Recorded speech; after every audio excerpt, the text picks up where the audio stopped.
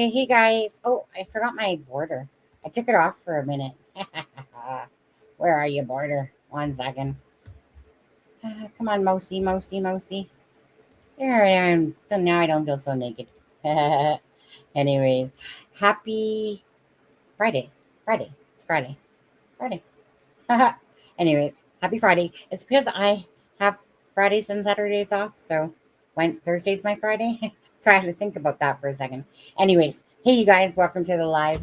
Thanks for joining me today, of course. Hey Brenda, how are you? Hi everyone. Hope everyone is doing well, even though it's Friday the 13th, right?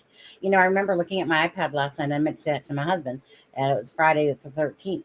Woo woos. Woo woo woo woo woo. Good to see you, Kent. Well, he's not up here yet. Because he couldn't get into the StreamYard this way. So I'm just gonna pull him up on Messenger. So you'll just be hearing his voice when I pull him up, okay? Jack and Lily, hit the like button yes, please hit the like and the share for Jack and Lily. Never do it for the channel. Always do it for the sake of the murdered and the missing. And in this case, we're talking about Jack and Lily. But let's do our shout outs here a bit. Hi, Rachel. How are you? Little mama. Hi, Denise. How are you? There's Kimmer. And there's Kent right there. We'll be bringing him up shortly. Okay, guys? And Vicky, Lily. Hi, Lily. Lily, you know you spelled your name wrong. It should have 2 L's. Hi, Dog Karma. How are you? Okay. So anyways, you guys, welcome to the live. And like I said, we're going to be bringing Kent up here in a moment. Yeah, you know what? Maybe, let's see here. Maybe I'll just do that like right away. We'll just kind of get right into it. So give me a sec. This one I got from Chelsea's. I think was it Chelsea's? Yeah, it was from Chelsea's. I've seen a little, what do they call them on Facebook? Reels or something. Anyways, so I thought that one looked nice. I like that one. I like the colors on it, on there. Australia. Oh yeah, and for anyone that doesn't know, I'm from British Columbia, Canada, on the west coast side, and same with Charmaine. And Lauren might join us a little bit later as well. But oh, hey Valerie, how are you? Hi Holly. Deck the bells. No, what is it? Deck the halls with bells of holly. La, la, la, la. Okay, we're almost there, you guys. I think about Christmas all year round. I can't even believe I forgot that. I butchered it. Okay, so I'm going to give Kent a call. So just give me a second here. I'm just going to mute myself. Just give me a second, okay?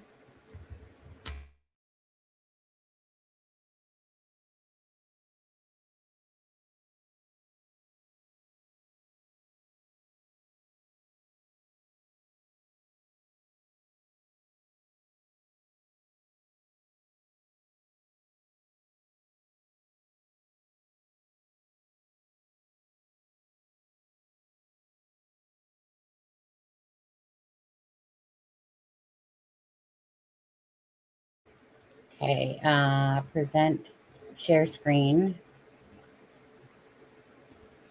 Okay, now go ahead, Kent, and talk for a second. Good evening, everyone. Okay, can you tell me, give me a 1 if you can hear Kent. Say hello, everybody again. Good evening, everyone. Okay, I can hear you. Can you guys hear Kent just fine?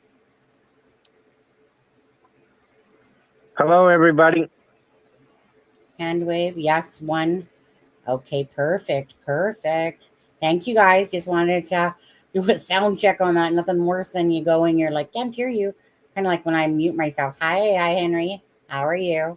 Okay, so Kent, you're typically is Kent Corbett. That's always in chat all the time, and he's from Pictou County. Am I saying that right? Pictou County. Am I saying that right, Kent? Pictou, right? Kent, where'd you go? Pictou, yep. Yeah, okay, there you are. Okay, so Kent, yes. Okay, so thank you for coming on, of course, the live stream here. And again, you know, you've been following this case right from the start. It's of course, it's near and dear to you. And I do want to say that Kent's business burnt down like last week, and he said he was going to celebrate his 40th year this July, and so just wanted to say still sorry about that, dude.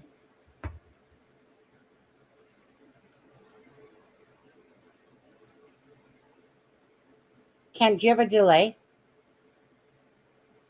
Yeah, we have a delay, I guess, in the feed, but So go ahead. So Kent, tell everybody maybe whatever you want to tell them about yourself, and then just give your thoughts and your ideas or speculation, whatever, on this case with Jack and Lily.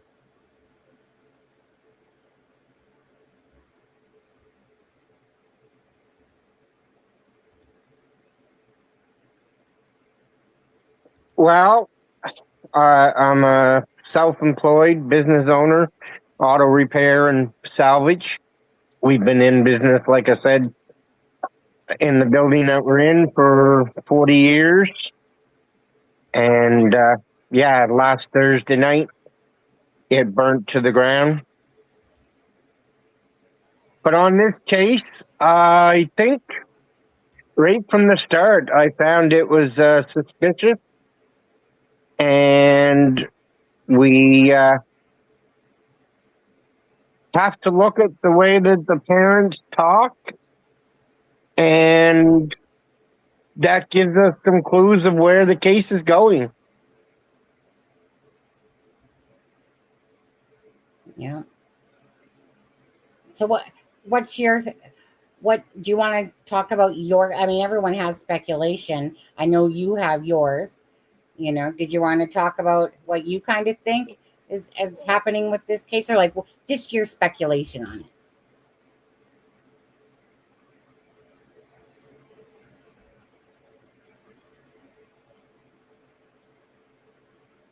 Yeah, in my opinion and stuff, what I believed from the start is they had an accident with one of the children. And if you look at that first interview where Daniel said that the kids were more than brother and sister, they were best friends, I believe that something happened to the second kid that they could thought maybe they were going to be able to preserve their family situation. And then they came up with the story to cover up whatever happened. I just don't think that it was a very good story. And that's sort of where off the bat they had to say, okay, they went in the woods, but no, okay, well, they could have been possibly abducted. And I don't believe either one of those scenarios. I think it was self-preservation for them and the family, trying to keep it together, and that they knew that there was nothing that they could do to make the accident be any better. Right. And again, that's just Kent's speculation because, just like me and Charmaine and Krista, Charmaine thinks that it's a stranger abduction base for her side.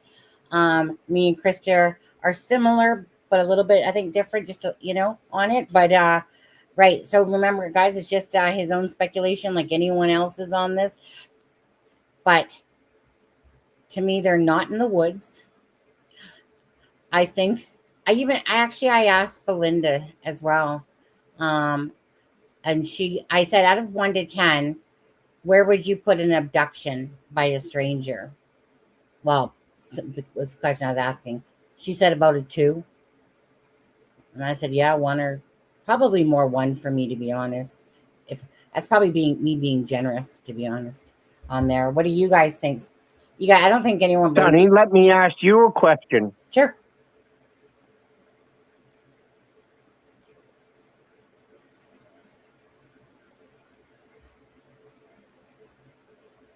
Whenever you're ready. Okay, we all talk about what normal parents would do, pleading for the return of their kids or for their kids to be found.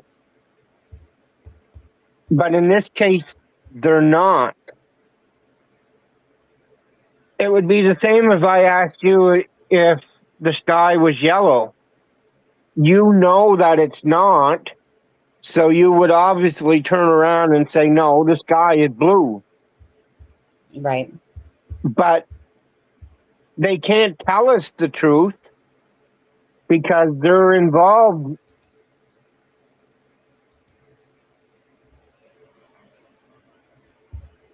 So, somehow. right. And they got to look at what they're trying to do to cover.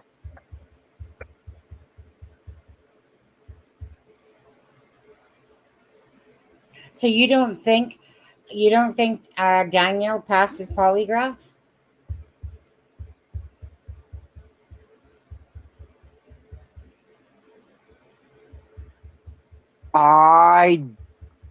I would say no in my own mind, but I don't think that they would tell him whether he did or not. They would.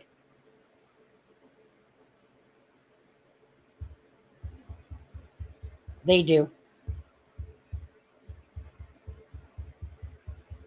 And the other thing is the big thing that morning when the kids went missing.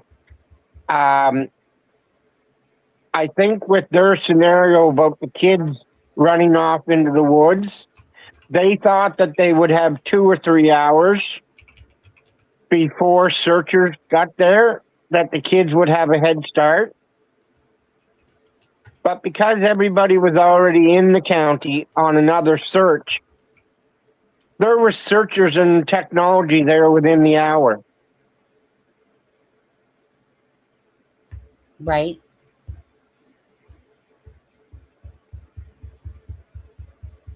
So let me ask you something, if you don't mind, and I'll try to put the questions together so you can, because there's a delay with you. I'll just try to ask them all, and then you just answer. Okay. So the Brooks family are coming out of the woodwork.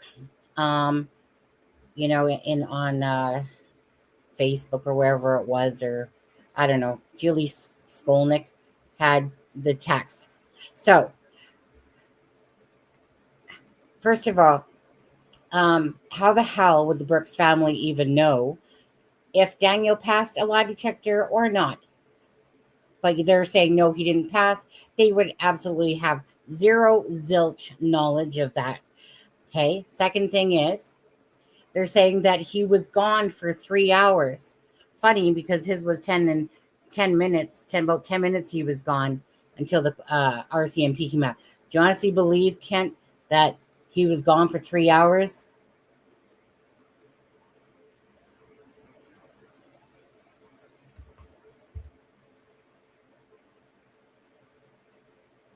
Well, that Julie one is the one from New Jersey. I've seen some of her videos, and I've tried to correct her on obvious timeline corrections that she had not lining up. And I don't know how long it would take them to go and do whatever, but the timeline from 9 o'clock Thursday night to 10 Friday morning when the RCMP arrived on scene, that's still our question. That 18 hours is what happened. Well, see, so for me personally, because I believe that Daniel passed his test, because I think he would be the dumbest moron ever to twice talk about it as if he passed, myself. Okay. So if I believe that Daniel is being truthful, that means that I believe he saw Lily in the morning, to that. So if I believe that he's being sincere as best as he can, even though he needs a bib and drool for Malaya, obviously. But I personally believe that he passed his test myself. So that, for me, then, that he doesn't equate to me anymore, for me personally. It just depends on how you look at the case. It stinks regardless.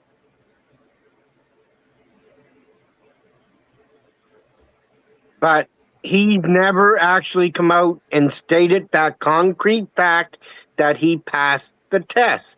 He left it for interpretation by stating the fact that he believed it was favorable in his favor. Yes, but I can understand why he would think he wasn't sure if he was supposed to say or not. Maybe, like, that's how I look at it, like myself, right? So that one, we're gonna obviously have different thoughts and opinions on that, because most people don't know if you're probably walk out of there and go, "Hey, can I talk about this on the news?" You know, and probably when he was asked it, he was like, well, let's just say this," without saying it. So I don't. For me personally, Yeah, but whether he wants to talk about it or not, that's his opinion. It's the interpretation, because there were some questions that he might not have felt that he did good on. but so do you think yesterday, though, Ken? Because yesterday, obviously, he's talking to the news, and one of the questions he said was, did you have any involvement in Lily and Jack's disappearance? Do you think he's going to stand up there in front of the world and actually say that, and be guilty as shit? I just don't see that myself, even if you do. Well, he has to know something about it. Yeah, but he obviously. Because Go ahead. Go ahead. he was one of the last ones to see her. Mm-hmm. Yeah. Okay. So, what was the other thing? I did want to clarify. So I did, because I was talking to Belinda, because I know that this kind of came up on the live. Just one sec on this one, Kent. So Belinda had told me. So just to get your little facts are straight there, okay? So Belinda told me that Malaya, after hers and Cody's relationship broke apart, that she was with another guy for a couple of months. I'm not sure, but she was with Daniel about 5 to 6 months after, Belinda said. And she was living with her grandmother in Truro. Not on no reservation, not on a reservation, guys. So, people need to knock it off with the crap about this case. Just put facts out there. But anyway, so hopefully, because of Belinda, again, like little nuggets like that, right? So she obviously was somebody on the live, and I wasn't sure of the answer myself. So just little stuff like that, because I know people are saying that, well, she must have lived on the res after she left Cody or whatever. No, she moved in with her grandmother in Truro. Okay.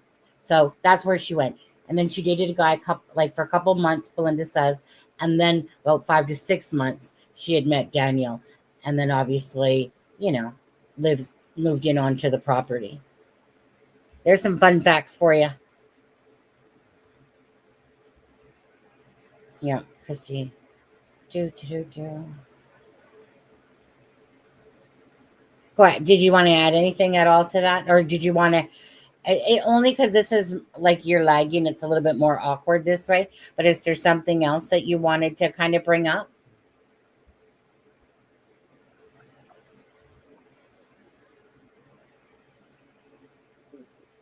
Well, I can't believe like either side of the family. I have to take them of what they're saying and look at it and how does it match up against the timeline. Right.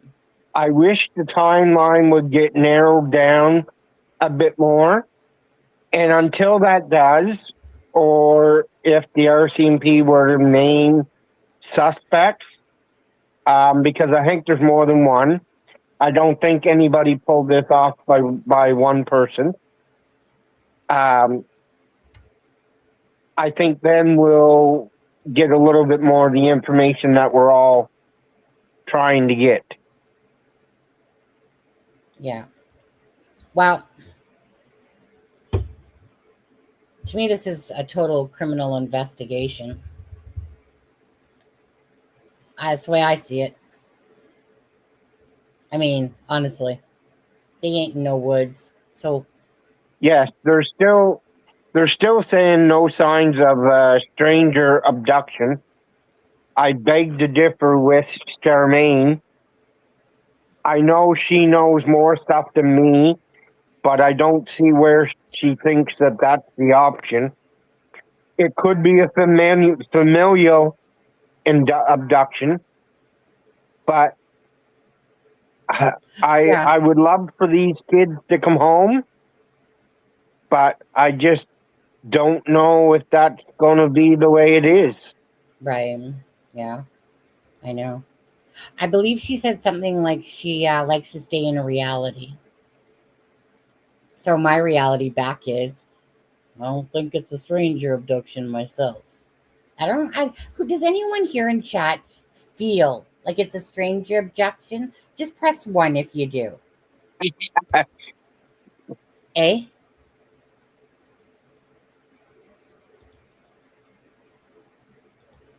Yeah, I'm just curious if other people are on that path. So go ahead. Make sure you guys that are coming in, please hit that like and the share. Please do it for Jack and Lily. Please also do it for Belinda, that has provided an abundance of information for you guys. That's the paternal grandmother that is just wanting to know what happened to her grandbabies. Oh, let me ask you something else. Okay, so hit 1 if you believe in stranger abduction. All right, let's boot P because P picked 1. Just kidding. I'm just kidding. What was I just going to ask you? Shoot. Kent, it left my head. 1 second. It will come back. It's kind of laggy a little bit. What was I going to ask you, Kent? I was going to ask you something. The other thing that gets me is the morning of the kids. Daniel said that the kids took their shoes or boots, but they didn't wear them. And they weren't wearing coats. Like, it was 3 degrees and misty raining that morning. It rained all week. There would have been all kinds of footprints, even if the dogs couldn't get a scent. Absolutely. And so how did they get from the home to a vehicle? Mm-hmm. I mean, good questions, right? I mean, because like, first of all, I'd have to believe that they actually left through the back door myself, which I don't. Lily, that's exactly what I'm getting at, is they had to be carried. Mm-hmm. Right. Now, to me, they wouldn't have been dead. I don't feel, if at this point, the reason why I would say that is because the cadaver dogs would have sniffed that shit out right away. Cadaver dogs would, like, I can understand, like, there's a difference here, because if they're dead, We don't know if cadaver dogs were used. We know scent dogs were. No, well, I mean, I'm to me, I'm putting 2 plus 2 on this one. They said they were bringing down cadaver dogs. They said that they were, so they just never told us anything else after that. So cadaver dogs would be definitely. They said they could bring in cadaver dogs. I guess it depends which article you read. But as far as I'm concerned myself, for me, okay, Cadaver dogs, absolutely. And that's Absolutely. the open for interpretation of everything, right? Yeah, I know. I know. Yeah. Um, there was, I don't, StreamYard, there was a stranger that run them over by someone they knew took them. If it was a stranger that run them over or somebody they knew took them, run them over? A stranger wouldn't run them over. They'd be like, delicious candy. I'm not going to run If them they over were run over, they would have been evidence on on the ground. Mm. the ground, the pavement. Hmm. I think, yeah. Honestly, for me, this, as far as I'm concerned, myself, my personal opinion, I absolutely believe this is family involvement. I'm clear cut about that. I don't think it's a stranger abduction like this much. They're not in the woods. This is something to me where, mom's trailers, Janie's trailers in the back, kids went out the front door, someone they knew, probably again got there, perhaps carried the kids out, whichever, or did the thing. I don't think that they were actually dead. Like, if I went along with the party thing, had that not been taken away, I still would probably be down that same more rabbit hole as you on this one. But because I don't believe there was a party myself, um, I'm just going by, you're just trying to put the puzzle pieces together. Um, so I don't feel like they were like dead, because I just feel like the cadaver dogs would be all over that shit in a second. And I believe that they would absolutely bring them in. But it depends on, you know, I mean, you guys have to understand on this one, because if you knew the case Delphi, about the Delphi murders, you would know you would never trust another LE officer again. So in Canada, we usually say RCMP, or the police. They say LE, or law enforcement in the United States. If you knew how terrible, just absolutely atrocious that case was handled, trust me, it makes you question everything after that. Because even the things that you think, like, okay, they gave us a prime example, right, Kent? They collected camera footage, what, a week? I believe that the people that are thinking of a stranger abduction, they're getting hung up on the scent in the driveway Right, and that it went to the road and stopped. right. My opinion, with the way that I look at the scent in the driveway, is they traveled that path every day back into when they went to school. When they went to school, the bus. And that's why the scent was there longer. And that's why the dogs was able to pick that up and not anywhere else. And I agree with you on that. I mean, it's 2 plus 2 on that one, to be honest with you. Um, no offense, but I mean, honestly, duh. Of course, there's the thing. Kate, the thing about this day is it was raining. If they were, think about what Malaya said, right? I mean, the oddities, besides her whole freaking interviews being odd, okay? But think about what she said, is that they went out, just like Daniel, they went out the silent. That right there tells me that they concocted some sort of story right there, because they both said it. When you're giving those type of details right away, about something, no. They went out the back door, type of thing. But they both virtually said it the same way. The door that you don't hear nothing on. But Daniel did say that the door was closed, right? Yes. And when they It's always said open. her statement was on Saturday, Yeah. and when she said that she was hoping that they felt warm and stuff, that's because Saturday was the first nice day all week. Mhm. Yeah. You know darn well that if they were playing out back, there's going to be little freaking, like you're talking about 2 kids, right? That's 4 total of boot prints, if they were wearing boots by themselves, boot prints that would be trampling. And she said playing that, but we learned this after. Okay, sorry. Okay. So unless Janie has told the police that, yes, I heard the kids, but Daniel says, but we don't know because it's still possible, but Daniel says that when he was yelling There would have been go ahead. there would have been mud on that playset or slide in the backyard Absolutely. if the kids were out there playing that morning. Absolutely. That's the first thing kids usually go to is swing set or slide. So we're just going to say this. We call bullshit on that, right?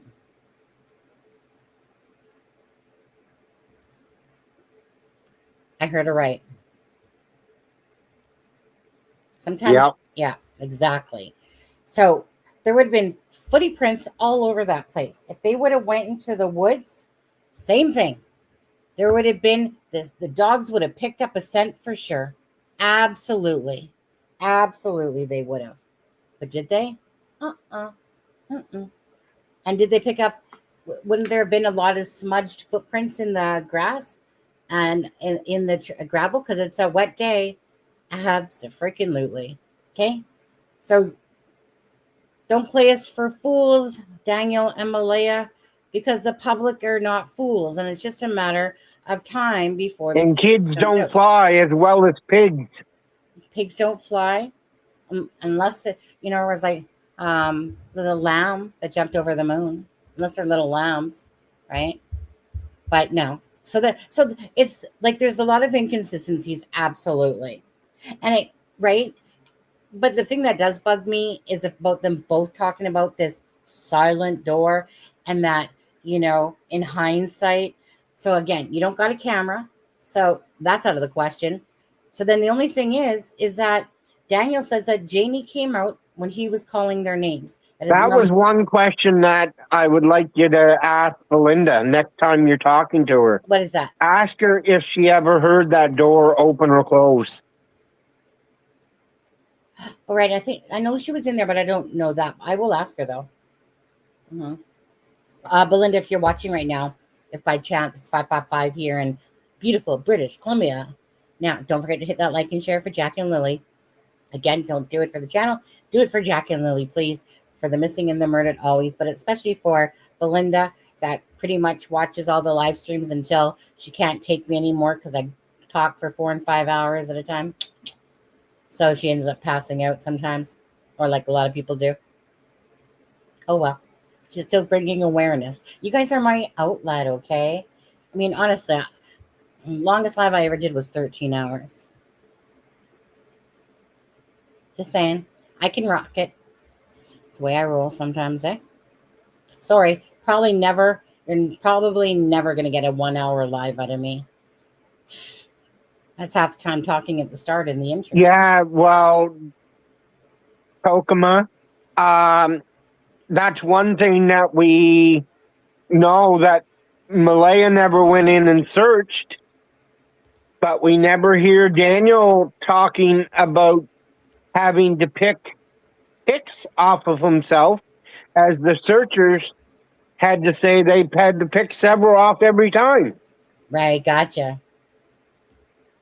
Right. See, I didn't even think about that. Yeah. And yes, here we just like to put out the truth as we know it and then talk about speculation. And right now we're talking about speculation, but we're also talking about what he said, she said, da-da-da-da-da. At the end of the day, these are all just a lot of words, but they're the best words you're going to get out to try to figure out the puzzle pieces. To figure out what exactly happened now. So it's just really, I think for most people, it just becomes a matter of, did Daniel and Malaya both do it? Did Malaya do something? Did Daniel do something? Most people are on that route. Most people are not thinking abduction, as we can tell by the number of ones that made it in here, just by a stranger abduction.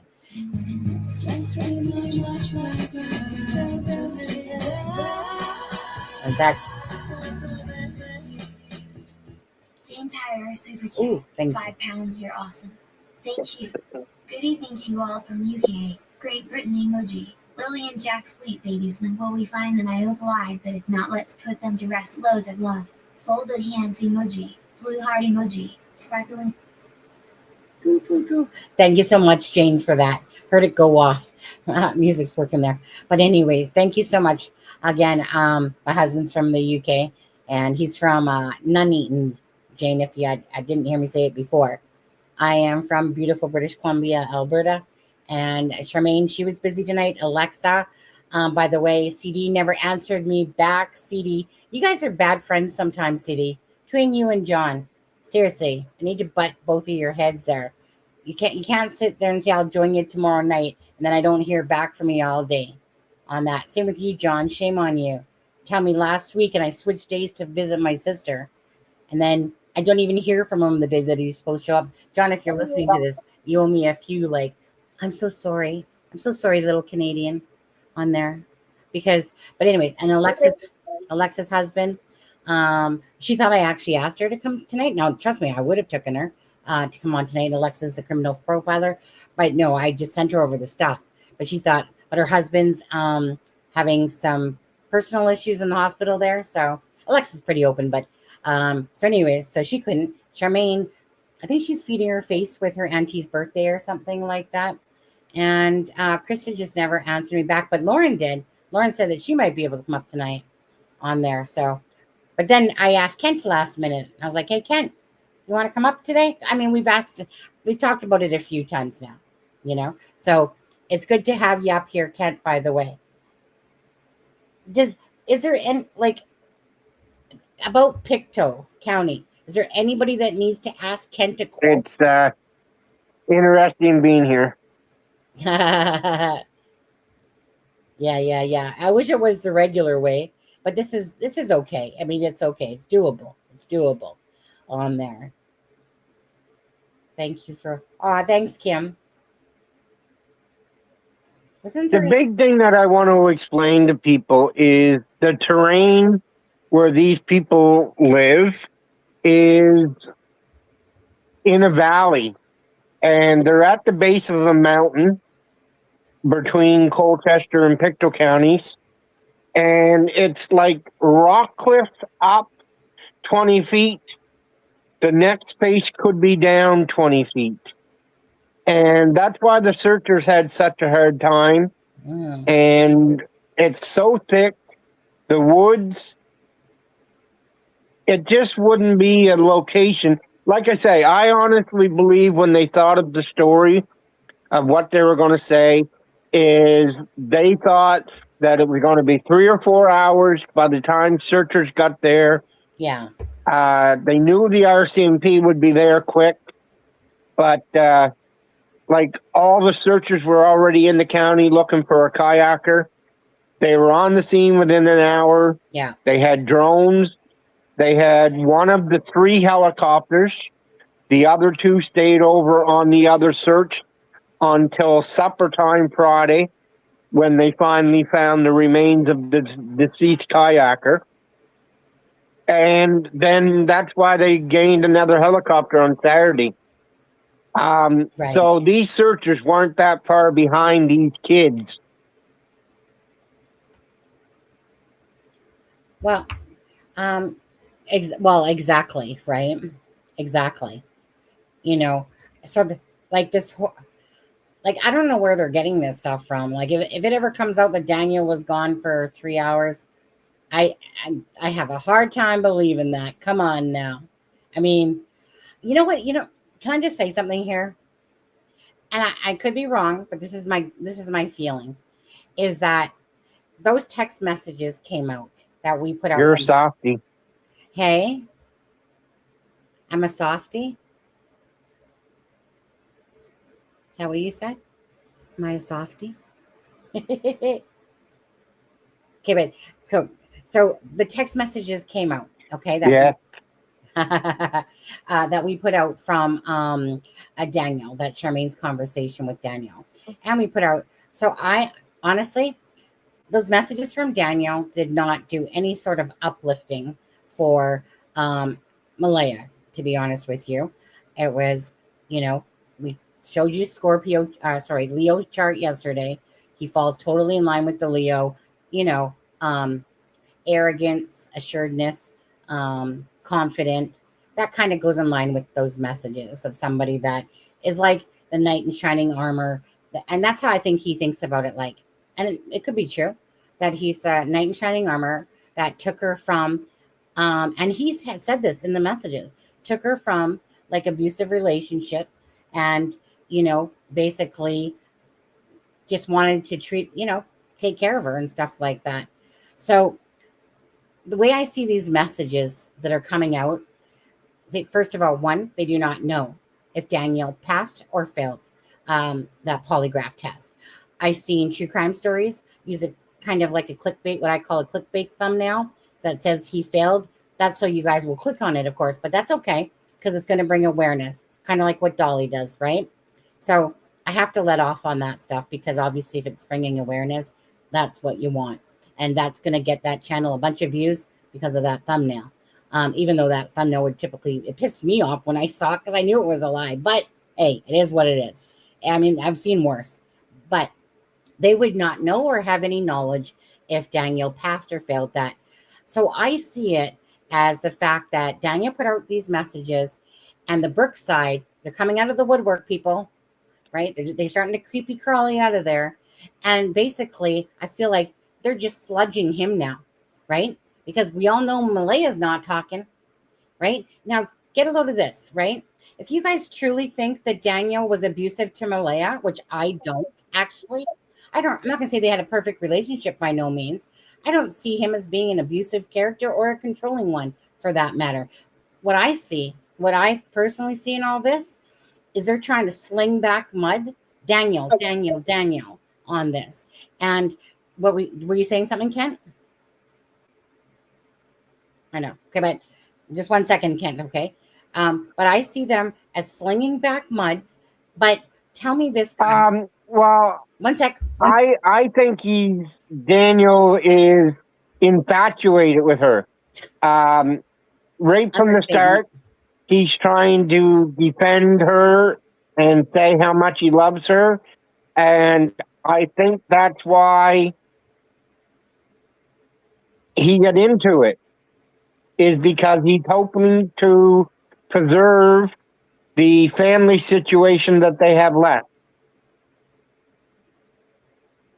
Yeah. Well, I was going to say, I mean, honestly, when we're watching that video yesterday, and it was like, like 1 minute we're a family of 7 because they have, 5 of them together and plus his 2 kids with Christy.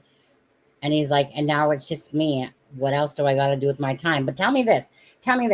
If Daniel was so friggin' abusive to Malaya, why are they still friends on Facebook? I even looked again today. There they are. Why are they still friends? Right? Why are they still friends if he's so abusive? You would be sitting there blocking him, getting rid of him. But nope, still friends on Facebook. I mean, we saw her play the game, right? Literally, after the kids go missing. Literally within what, a day or two? She pops back up, puts herself to single, adds a few friends.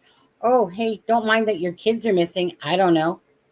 I mean, heaven forbid, because I can go onto Facebook and change my status, and I can't put a post up there about my children anymore. Lee, just guessing from the layout of trailers, having lived in one, that secondary door down where the doorstep doesn't line up, that would be a hallway. That little window to the left of that door would probably be the bathroom window.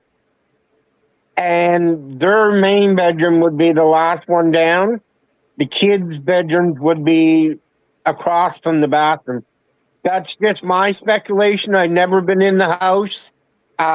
Just living in the way one trailer is laid out, they're usually all laid out that way.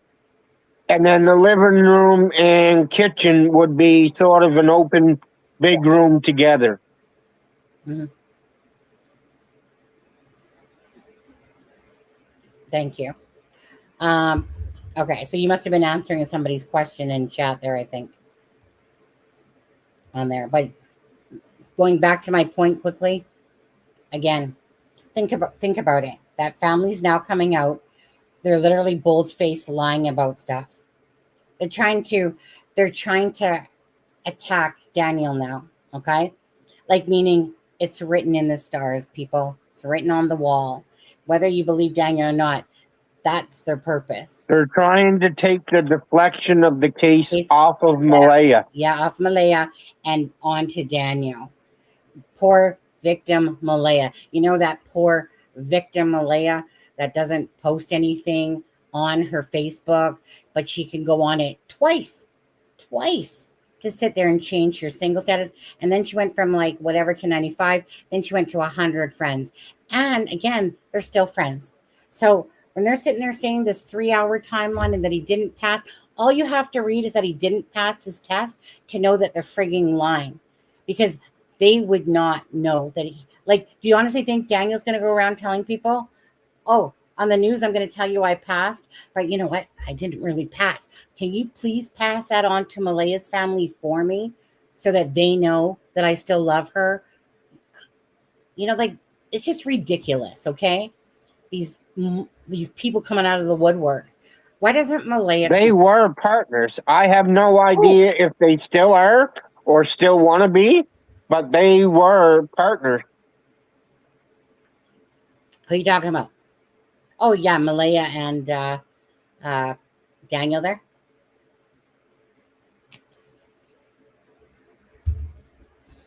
Daniel. Yeah. Mm-hmm.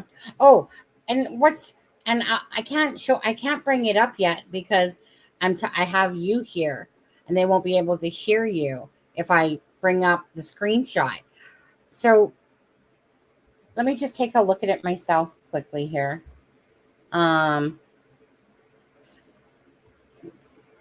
Let's see here. I just want to take a quick look at it. I'll just have to read it for now. Okay. And as far as this being a hoax, like there's culpability and liability in the cost of restitution of these search, and the fact that the searchers were exposed to Lyme disease and everything else.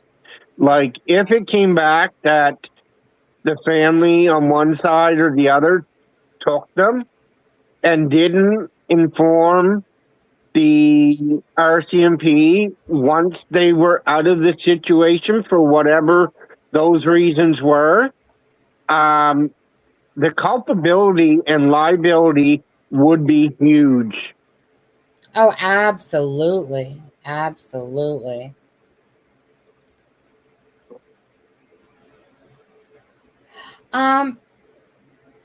Valerie, I think you're wrong on that answer, by the way.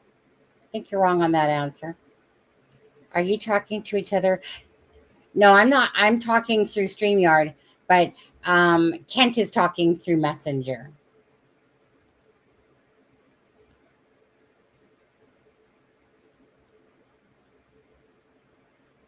You know? Let's see here. I'm not the best with technology, so we had to do what we could. Yeah. What do you mean, am I trying to appeal to Daniel? Do you think I'm sitting here trying to kiss his ass or something like that? Is that what you're saying? Are you trying to appeal to Daniel? What, so that he'll talk to us again? Is that what, just be blunt. Is that what you're trying to say? Okay, because I'm kind of like, just say it like it is, you know, unless of course you're rude about it, but is that what you're trying to say? Because if that's what you're trying to say, the answer is no. Okay. This is about what my thoughts are about the case and what I feel. So if you think for 1 second there's any sense of ever crawling up somebody's ass to get information, you're wrong. It's probably about 99%, right? Sometimes I might. Sometimes I'll be a little nicer to somebody I dislike just to get information out of them. If Sonny was only going to look at it one way for Daniel, I think you could probably get the idea that I wouldn't be on here tonight. Exactly. It's just, I'm not sure if that's what you meant. Vortex, or whatever the name was there. Sonny, are you just trying to build Daniel? Are you sure you're thinking straight, Sonny? Don't make me boot you, dude, because I will if you're gonna talk stupid like that. Like, grow the frig up. Fudgical friggin'. I hate idiots like you. Honestly. Like, do you think that your brain is somehow better than my brain? I can probably outdo you any day of the week if we're going to talk about smarts when it comes to people and stuff like that. I'm talking about that if I have my own theory and I think that Daniel is being truthful and I'm an idiot, like I'm just going to buy everything he's saying. So listen to me and listen to me clearly, okay? Just like you have your thoughts, I have mine. I don't suck up to anyone, dude. Okay? Now, I have my thoughts that Daniel's being truthful and that it's Malaya and her family is my hypothetical, allegedly, whatever opinion. Got that? So, if I think that Daniel is actually innocent of this, and he might not be, don't get me wrong, right? But my gut feeling has always told me that he is being truthful as best as he can. Besides, maybe he might be kissing ass to Malaya on that one, right? Besides, he needs a little bib for that. But other than that, I have flip-flopped, and I usually don't flip-flop. Usually I'll call somebody out if I just smell it right away. Malaya, I smell the shit. It's huge. It's a pile of manure. Okay? Camel dung, whatever. But as for Daniel, he's doing everything, and he's not even following the trajectory that typically somebody would in a missing child's case of a stepfather, and keep it going like this and keep doing interviews and the stuff that he said to us and stuff like that. So again, if people are going to buy the fact about the mother-in-law's timing of arrival, then that means you pretty much are believing Daniel's words. Because if you're curious about that, then if you didn't believe Daniel, then you wouldn't believe any of the words that he spewed in those messages. Okay? But, I mean, maybe somebody blocked your ass already. But if I have to put up with that type of stupidity, not going to happen. I hate stupid, insulting comments like that. Kent, I'm just going to block your ass. I could care less. I hate idiots like you. Just go to the naughty corner. I hate idiots like that. Yeah, because you're so dumb that's how you took it. That I'm just going to sit here and curl up somebody's butt. How about it's about Jack and Lily? How about that? How about it's about Jack and Lily? Don't think for me, people. I can think for myself. Right, Kent? Right, Kent? Right, Kent? Come on. Yep, we don't agree on everything, but we definitely believe that the timeline is the issue. And when the timeline was 72 hours, everybody had lots of speculative stories. Now that the timeline's down to less than 18, we have a lot less stories, but there's still multiple theories of what happened here. We don't know. That's the point. That's why we're all adults and can talk about it. But I will never put up with rudeness or ignorance like that, right? Are you sure your head's straight, Sonny? No, it's sticking up my ass right now, but I guess I'm so stupid I don't realize it. Anyways, can't deal with stupidity like that. You know what I mean? Like, just like he had this, we're going to drop that. Everyone has the right to have their opinion, right?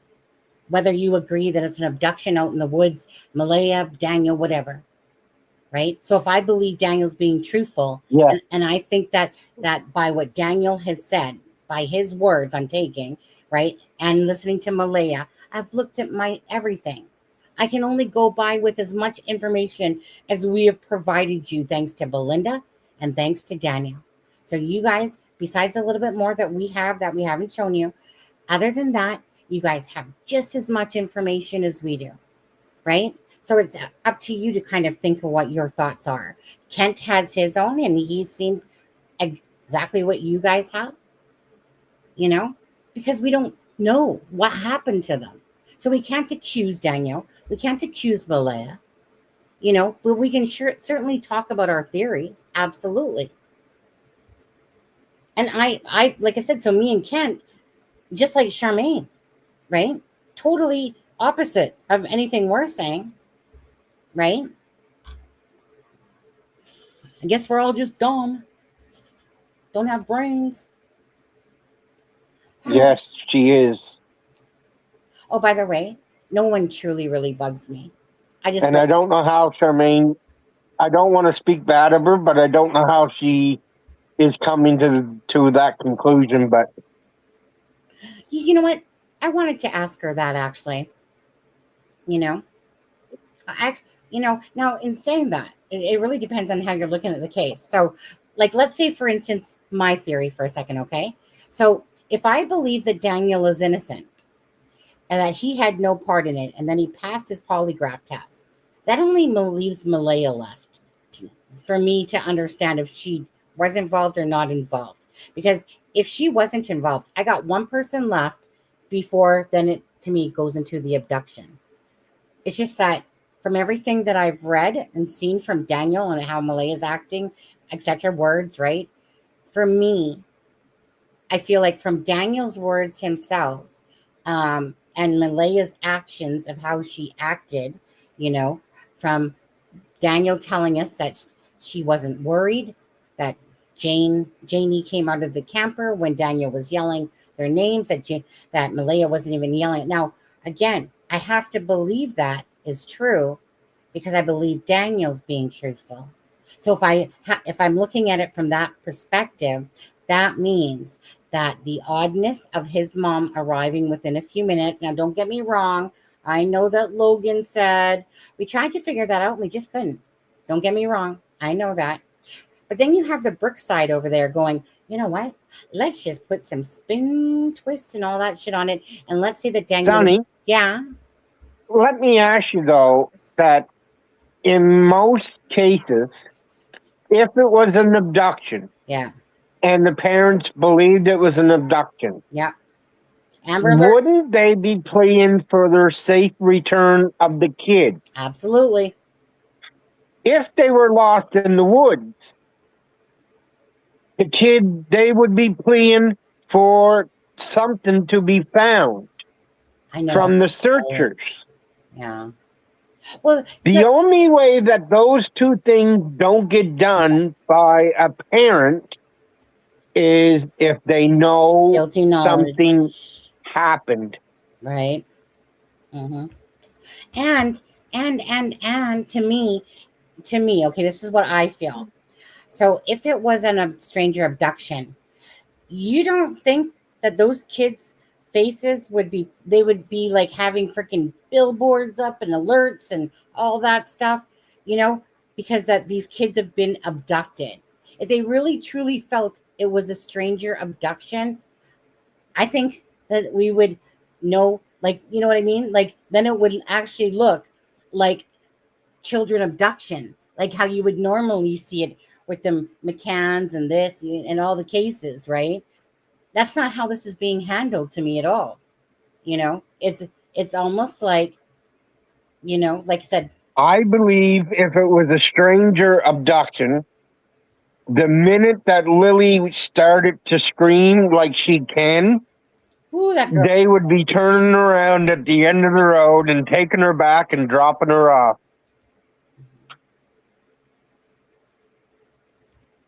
Yep. Because without the parents being able to calm her down, a stranger is not going to be able to do that. Mm-hmm. Mm-hmm. That's probably a good way of saying it, P. Well, exactly. Like, again, I'm literally at ground zero for the abduction theory myself, But again, if I believe Daniel's innocent myself, then that leaves Malaya. And that's where for me personally, and P, that's right. I'm giving Daniel the benefit of the doubt because Daniel has not shown himself to be a liar to me yet. Meaning he's doing, like, he does say Lily and Jack, he's out there searching, right? And I'm not seeing this as that fake parent out there at all. That's just going, you know what? Because usually they do it and they do it for about a week and then they give up, type of thing. But Daniel said in those messages, I'm not going to let. But if he was searching as much as he says that he is, do you think that somewhere in all these interviews with the media, do you think that he would be talking about, oh, well, the ticks or the bugs out there are bad? Like, I just don't believe he's searching. He might be walking the paths, the four-wheeler paths or whatever, but he's not searching in the woods, in my opinion. I guess maybe. Well, no, like, I think he initially was, right? Like he initially was like waiting to see if they found anything. But if he believes that Malaya, mom, and Malaya's innocent according to him out of all this, because according to Daniel, more or less, that Malaya's mom, Cindy Murray, is the manipulator, strategy person behind this type of idea. It would have to be. Obviously, he's not going to sit there and keep searching in those woods too much, because why would he? If he's clearly said they haven't found a nappy, they haven't found anything to even suggest the kids went into the wood. So he ain't looking in no woods and stuff anymore. But my other thing is that, remember all those things. He doesn't have to believe if they know something. If they know something, right? But don't forget, those videos, they might have shown it to the searchers because those are searchers. But to Daniel, he could have said that, and they could have just simply edited it out of his interview. He could have talked about the ticks. Would they talk about the ticks more with the searchers, or would the searchers bring it up more so? Absolutely. But with Daniel in his interviews, they're not looking for that same information, really. They're just looking for, give us some more information. So he could have talked about it, and they just edited it simply out. We don't know. Again, I look at everything, right? I think about everything myself. And so it could be that he did talk about them. We don't know. It would be there at one point or another. I don't think so, honestly, because the searchers, I could see that myself, like myself. Okay. Again, could be true, could not be, right? But the searchers, yes, I could see saying something like that, because that's what they're doing. They're searching. I can't see Daniel like he was in the woods, yeah, but I'm sure he didn't spend too much longer in the woods, come past a week after, when he was like, yeah, they're not even here. Even if not before that, to be honest with you, he's probably, hanging around and getting the information, because what else does he have to do? It's just him there. Nothing else to do. Might as well go hang out with their freaking searchers or whatever, or do whatever. But if he believes that Malaya's mom said, he's not going to keep putting time into searching any woods. And so, again, could be totally be wrong. Kent could totally be right. Charmaine could totally be right. Right. Don't know. I think I'm pretty far behind, actually. It wasn't too bad. D's in love with M, and that's all he cares about is protecting her. I think, well, again, they're friends on Facebook still, people. I don't give a shit if his mom or her mom, Cindy Murray, has control over, type of thing, and is holding her freaking hostage or something. Bottom line is, right? Why is she still attached to him? Why are they still Facebook friends? You literally took all the pictures down with Daniel, right? You literally did everything else. So why didn't you remove him as a friend? Cindy Murray or Malaya? Why? I'm sorry, AKA Jen, AKA Selena Brooks. Could you just answer that without it actually being bullshit, perhaps? Maybe you can tell us why Malaya. Okay, you're so willing to say that Daniel failed the test. Sunshine has a question there, Sonny. Yeah, 1 second. Yeah, I'll get to it. Tell me what. Yes. Sunshine. There is a river. There's plenty of lakes. there's a river that would run down to the West River and eventually into the Middle River and eventually into Pictou Harbor and then out into the Northumberland Strait. But I don't think these kids are in water that is tidal. I would, in my opinion, I would think more apt to be in a lake, somewhere that was special to them. Like I think they used a little bit of significance when they, wherever they're at, to bury them or whatever, so that they can remember that on the best terms possible. Yeah. And just, there's 197 people in here. You guys, please, again, if you're in here and you care about the case, just, if you could just hit that like button, even if you don't hit the share, but try to hit the like and the share, at least in one of your social medias. But if not, at least hit that like button, please. It's for Jack and Lily, okay? And it's for, you can hear my voice there. And it's for Belinda. Okay, guys? Again, it's not, it will never, ever, ever be about the channel before a person or people. Never. But if you guys could do that one thing, that would mean a lot, right? All Belinda wants is that people keep showing their faces and talk and, getting it out into the algorithm so that other people are aware. That's it. If you guys could do that, because we all know what happens, guys. We all know, like, I don't even hear the Nova Scotia news talking about them anymore. Too much.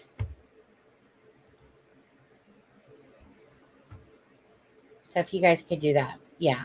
Okay. Is there anything else you see there? I gotta check my email for a sec, actually. Wait, somebody try to call me? Oh, which reminds me. Thank you, Shelly. Shelly just bought me a coffee. Thank you, Shelly. Maya from yesterday. I saw it after the live that you purchased a taco, but it's a coffee app. You guys don't know that, but I love my tacos. Help Sunny's channel. Yeah, what's not? You know what?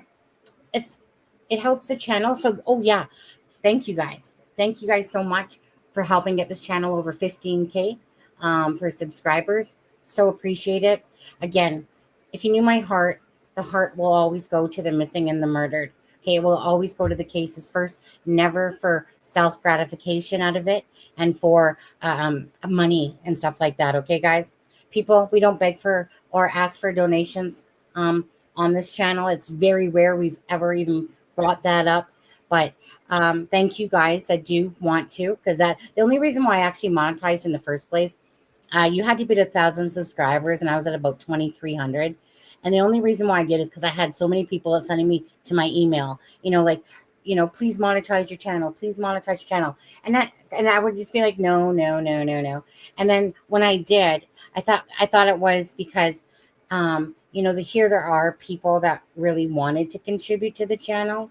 So I felt like it wasn't really right of me. If they wanted to donate because they enjoyed the lives and enjoyed coming in here as part of the family, so that's when I monetized, was at about 2,300.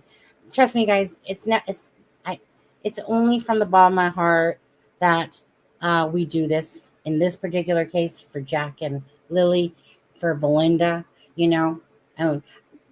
I'll say Daniel loosely because I'm still not 100% convinced on him, but we still appreciate the conversation that he had with Charmaine regardless, right? And honestly, I mean, Malaya's actions are just ridiculous. Like ridiculous. I'm so sorry, but they don't meet any sort of standard. Yeah, you want to hit 1 to 10 for what a mother should never do if she's truly missing her kids. She probably hit like the icing freeze cold, probably at like a -10, more like it. One second. So by me. Yeah, Shelly. Thank you so much, Shelly. Obviously you're watching here. But Appreciate the likes and everything, guys. Okay. So, Ken, is there anything else you wanted to say? The Brooks family is going after Daniel. That's what I say.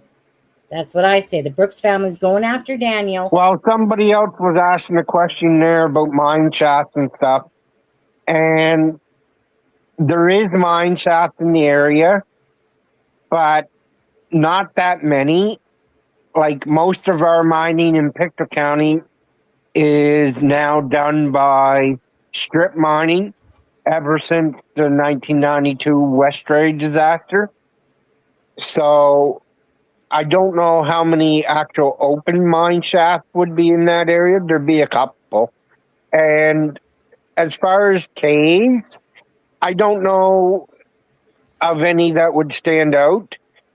But like there is at the end of the road or the highway 289, the paved road in front of their place, that is where the Pleasant Valley, Magic Valley Park, it used to be a water park. Okay. Basically, the only thing that's left open there now is go-kart race cars. There is other little buildings, but they took the water slide down. And then across the street, about a mile down the road from where they're at, is the Lansdowne Outdoor Recreational Park, which was like a nature preserve, sanctuary place, and campground. But that's been closed for 2 years as well. Oops. So Remy believe. Okay, you know what? Just spam the chat, you guys, with Malaya's name, single. Just put Malaya. Don't put anything else. Just Malaya. Okay. If you think it's Malaya, put Malaya. If you think it's Daniel, put Daniel. If you think it's both, just write the word both. Okay. Let's see where everybody's at this moment.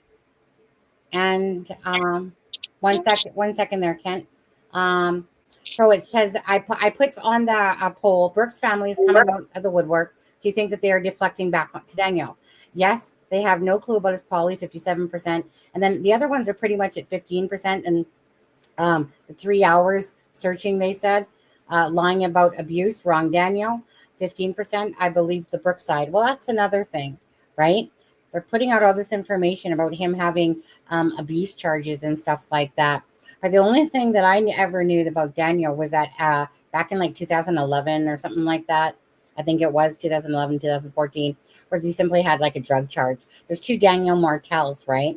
And they were spreading a lot about misinformation. So unless somebody has facts, okay, has anyone as well seen facts about the abuse charges and that it's the right Daniel? Because this Daniel, let's make it clear, is 33 years old, okay? They've already put his age in the articles. So 33, what year would that be? 33. So 25. Okay. So 35 or 30 would be 1995. So what? So 1992.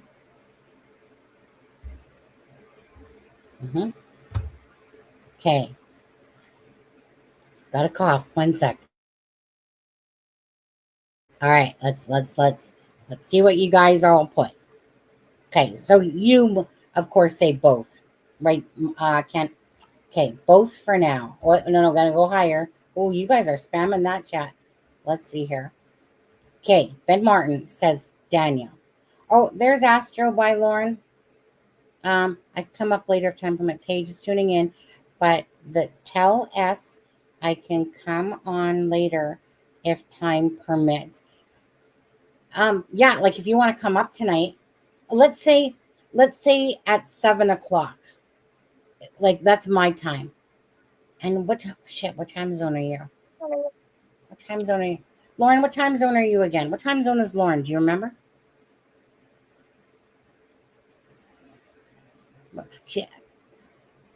Do you remember, Kent?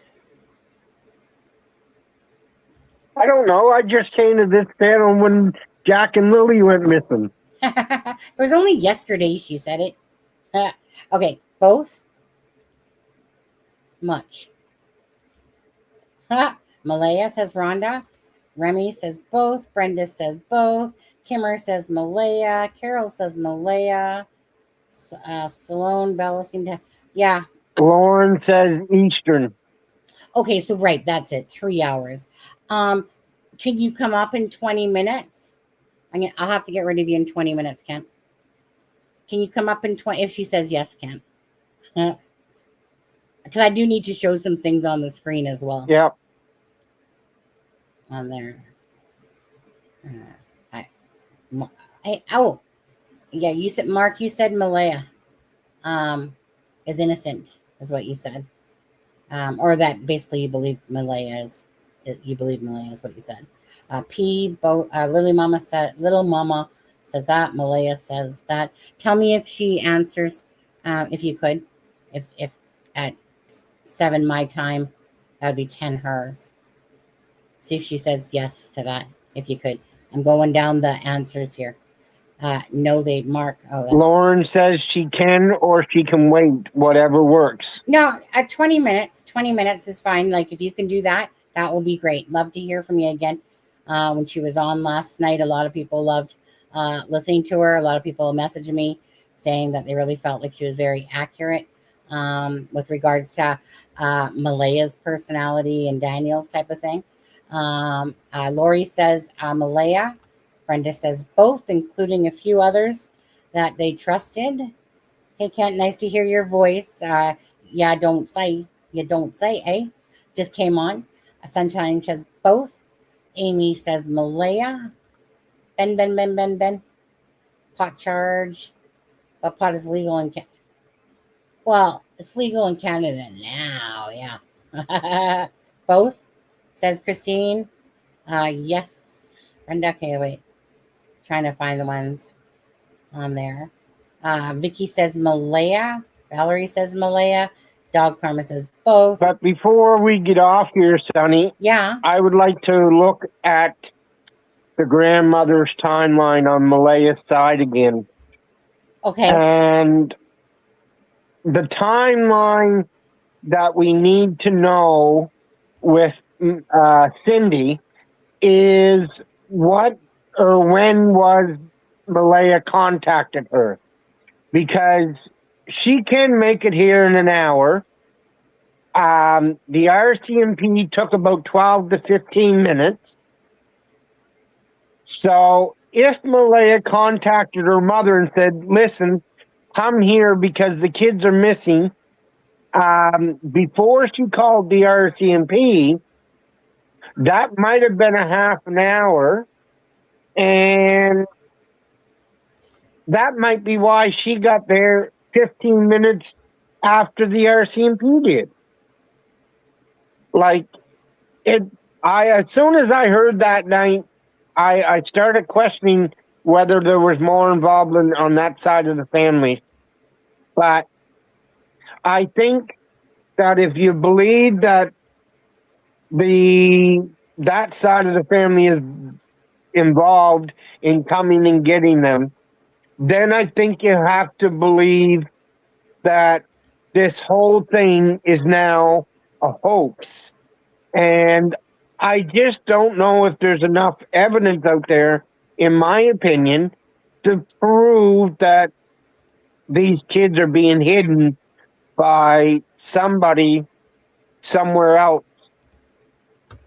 Because it would be too much of a culpability on her side to allow that to continue now that she's out of the possible dangerous situation, if that's what she was in. Right. If. It's about an hour and a half if you travel the speed limit, Kimmer, but it could be done an hour if you were speeding to get there. And like I say, if Malaya notified her 15 or 20 minutes before the RCMP were called, and then the RCMP took 15 minutes, and then Cindy took another 10 minutes, while you're getting into an hour there by the time that she was notified. Yeah. I can't lie. I wasn't overly listening. I was too busy clicking on people's things. Everybody else was probably listening to you, except for the host.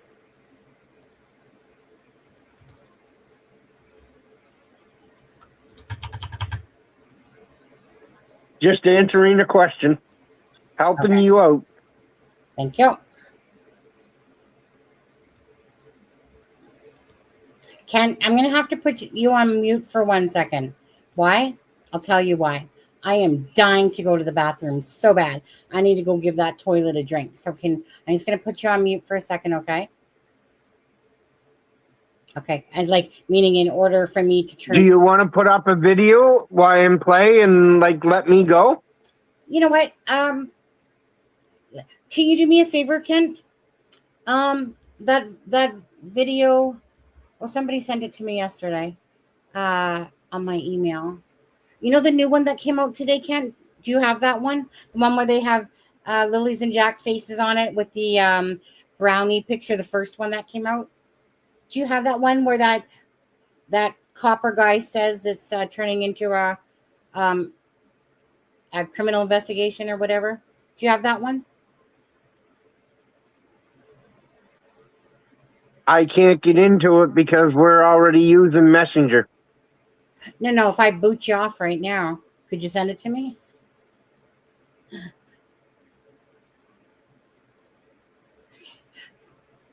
Okay, you're just going to have to wait because I have to go to the bathroom. I'm not sure which one you're talking about. It's okay. No worries. I got to go. You guys.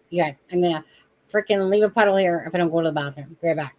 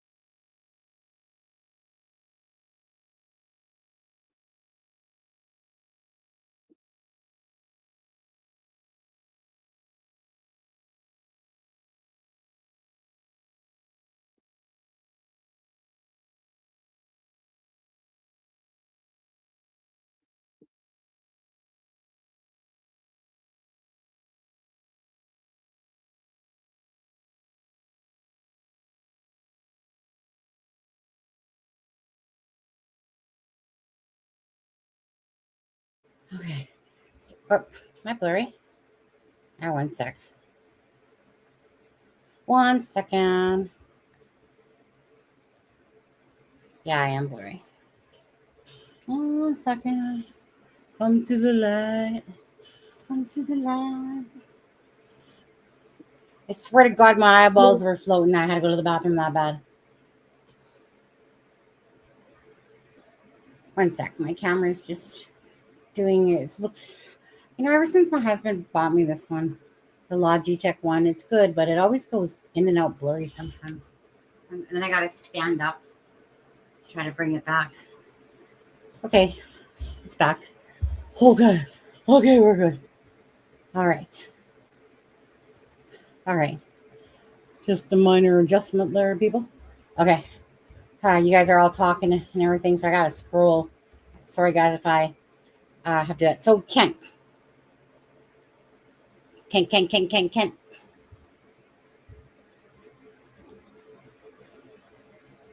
Yes. So just quickly, because what I'm going to do is I'm going to play those 2 videos. So just quickly, because it's not like you can't come up on another night. But what would be your final thing for tonight that you would say? Hit the like button. Is that what you said? Sounds good to me. Well, I might be other than most people, but have faith in the RCMP. Yeah. I believe that they will solve this case. It might not be as quick as we want, but even when they do get their suspect or whatever, we won't know all the information that we want to, and even until it goes to court. And so take it at that and hit the like button, share the like button, comment in everybody's other videos that don't have facts and straighten them out. As you've seen, I've probably done in several chats. And let's keep as much accurate information out there as possible, and pray that Lily and Jack are either able to safely come home or are safely with our Creator. Right. Hopefully it's safely home. But we all know that usually it's not a good situation. This is not a good situation regardless. But I'm still going to hold out hope. Gotta. Just like Sebastian Rogers, going to hold out hope until somebody tells me differently on there. But anyways, okay, Kent, I know you're going to be in chat still. Thank you so much for coming on tonight, and hopefully we can get it worked out till you come on properly. Then it will be easier, less lag and just easier to, because I have to always have my mic open, but I wasn't about to let the audience hear me pee, so I was just like, okay, I gotta mute you. Give that toilet a drink. You're welcome. All right then. But thanks, Kent. Thanks for having me. Yeah, and if there's questions in there that you can answer like you always do in chat, like I said, then straighten people out. Anyways, okay. So thanks, Kent. I will talk to you later. Thank you so much. Gonna disconnect you now. Bye, buddy. Oh, looks like I think you already did it. Or did I? All right. No, you're still there. I hear you. Hold on. All right. Bye, Kent. And with that being said, oh, we're gone. All right. Okay. And please, mods, if there's anyone, just a reminder, if there's anybody in here that's acting like a bunch of tards, just out the door.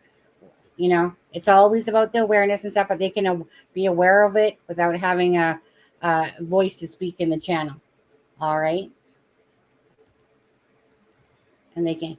So if there's anyone in there, mods, just Kent, the rule.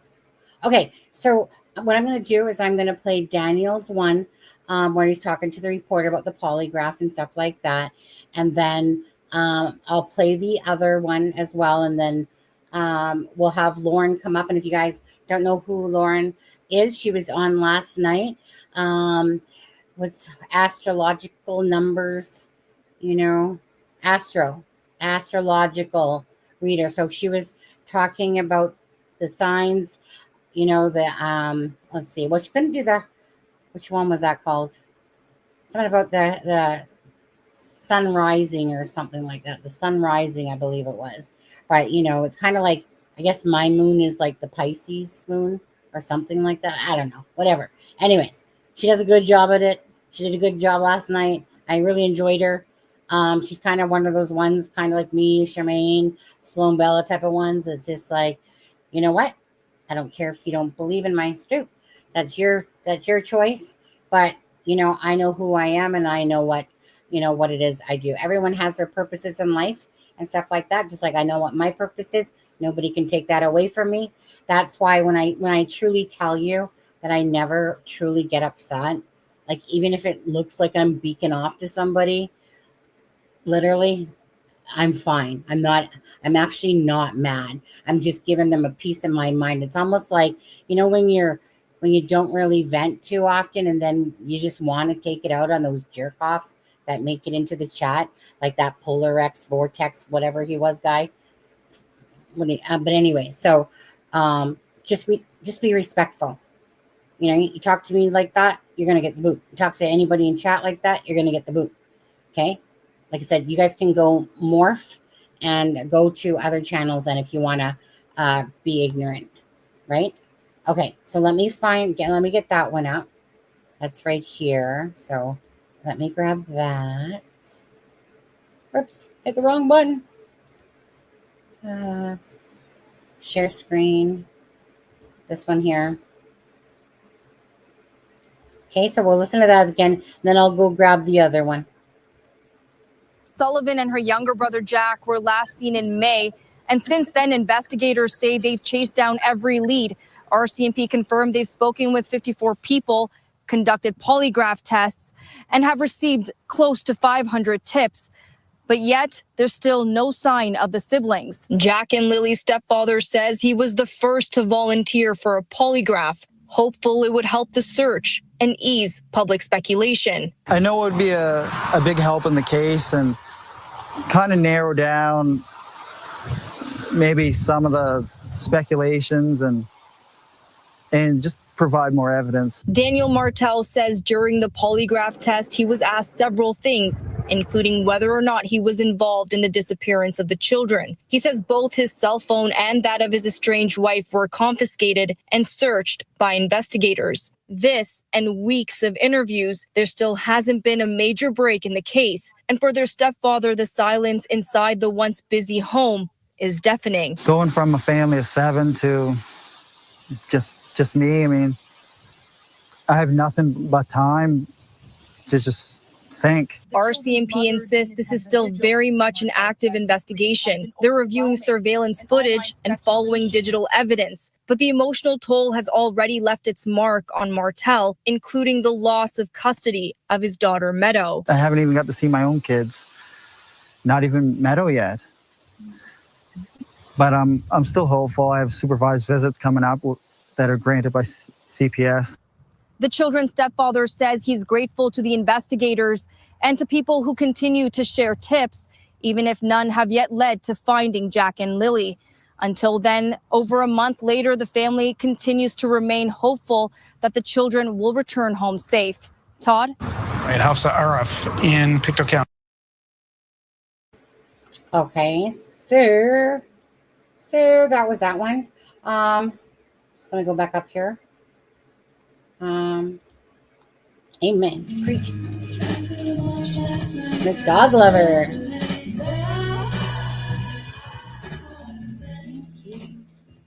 Miss Dog Lover Super Chat. Cheers. £4.99. You're awesome. Thank you. Like me, Sunny has a heart of pure gold. Treat her with kindness too. Thank you. Praying gesture emoji. Exactly what I was telling my husband last night. You know, treat it good. Treat it good. You know what I did last night? Just a whole different topic. I've never done this before. But I was hot, being tired of being inside. I think it was 11 o'clock at night. I walked up my ass. Because I live in an area where there's like one of these, store. Like on this side, you got KFC, Sushi Go, alcohol store. My husband bought Mai Tai. These are so good. Okay, those are so good.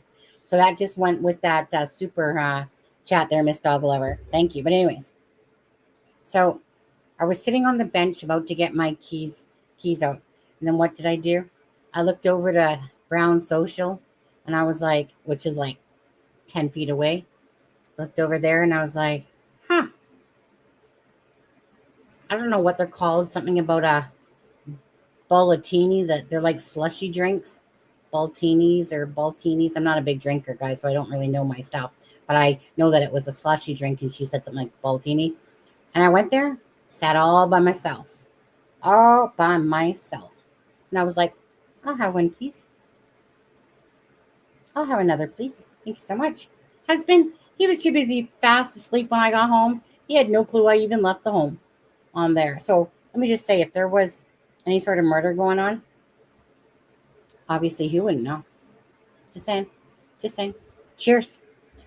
Just saying. He's like, wait, what? I was sleeping. And I was like, how did you fall asleep that fast? I literally went out the door within 5 minutes of you coming to bed. Anyways, first time I ever did that, actually.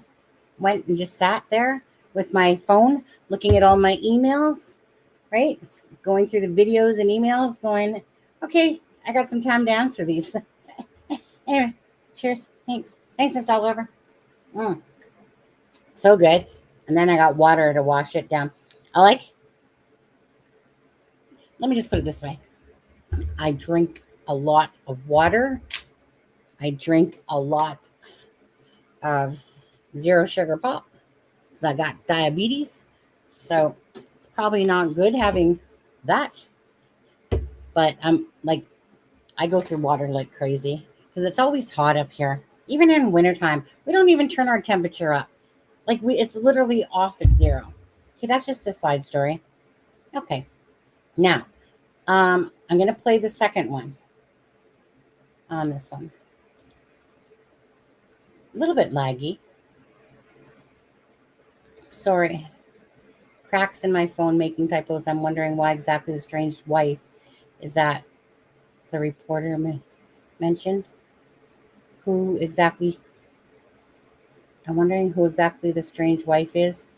You talking about Daniel's ex?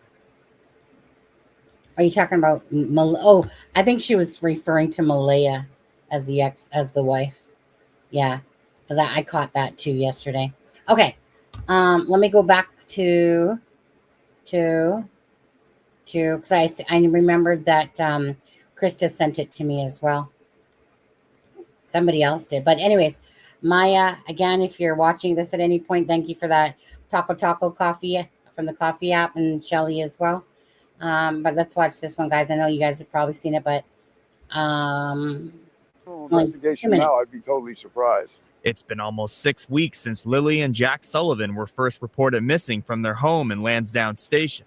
On Wednesday, the RCMP in Nova Scotia said many RCMP units, including Major Crime, are involved in the investigation, along with the National Center for Missing Persons. Police say they formally interviewed 54 people in their search, and this former Halifax regional police officer doesn't take that lightly. They're out there, and the only way they're going to see or get results in this is to be out there talking to people, looking at videos, looking at topography and what have you, and so on. They're not in offices doing this by a laptop. Let's put it that way. In an update this week, the RCMP say they've collected hundreds of hours of video from areas surrounding Lansdowne Station between April 28th and May 2nd, when the kids went missing, and have received nearly 500 tips from the public.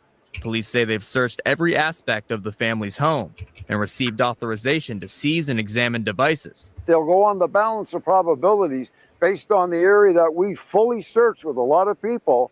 We can't find any evidence, be it a backpack, a shoe, or whatever. We can't find the kids. If you can't find them, somebody has to say enough is enough right now for searching those areas. So now we move to where? There's only one other option. A nefarious take to this. In other words, a criminal type thing. That's only my personal opinion. Police say they've used polygraph tests in some interviews. This former polygraph examiner south of the border says the test is used to monitor how a person's nervous system responds to certain questions. If somebody is successful in the test, then not that they're being eliminated, but they'll spend more time on people that are not successful. Not passing the test doesn't mean you're guilty or you're involved. It simply means that there's some issue there, maybe some knowledge, guilty knowledge. Moriello says he's seen people pass tests who were later proven guilty. More than 160 search and rescue volunteers have scoured through the densely wooded area surrounding the children's home, but only a small boot print was found. Police continue to refer to the case as a missing persons investigation. They're covering it all, everything they can. And you only do that in depth when there's a criminal investigation with major crime on scene. They're not there just because they're major crime. They're there to do their major crime work. Mitchell Bailey. Yep. And that's just it. Sorry. Gotta cough. My bad. Sorry about that. But that's just it. They had major crime there because, right? And that's why that they were on scene, is because obviously, right, to me, because it's criminal. They have to look at all aspects, but the thing is that to me too, the reason why the major crime is there is because honestly, to me, it's a criminal investigation. Can't find the kids in the woods. That didn't pan out whatsoever at all. It's criminal. There's nothing there. There's nothing there for Jack and Lily. They're not in the woods. I think that's pretty clear to most people, right? Nothing was found. Nothing. Now, just quickly. Oh, by the way, I'm going to put this up there. Okay, this is for you guys. Okay, pay attention to your sign. If you know what your sign is, signs that bring out the worst in a sign. Okay, Cancer, avoid Sagittarius and Aquarius. Don't worry, never dated one, never would have. Okay, that's mine. Look for yours and see if you're not or if you are in a relationship. Maybe you can ask yourself why you're struggling, probably with it, perhaps. But if you aren't, then avoid whatever sign you are, right? I'm Cancer, so mine's like, my husband's a Cancer. So June 22nd to July 22nd, I believe, is Cancer. Okay, so, oh yeah, there it is. June 22nd to July 22nd. That almost looks like it says the 3rd, but I know it's not. I had to eyeball that closer for a second because I know it's the 22nd because my husband's a Cancer.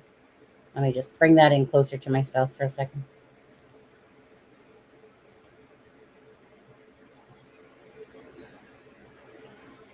Yeah, they have, oh no, sorry, June 21st to July 22nd is Cancer. My husband's the 22nd, right? So the 21st ends, I think, so my husband's right on that cusp there, so he's probably, but that stubbornness probably comes from the Gemini side. Just saying. Anyways, hey, the second link was the same. Yeah, it is today's link. I've sent it twice. That is today's link. Let me grab it again. Okay. It ends in R5H. Let's see here. Okay. So invite StreamYard. It's the same one. It's 2R5H it ends in. I wonder, Kent was struggling to come in here tonight.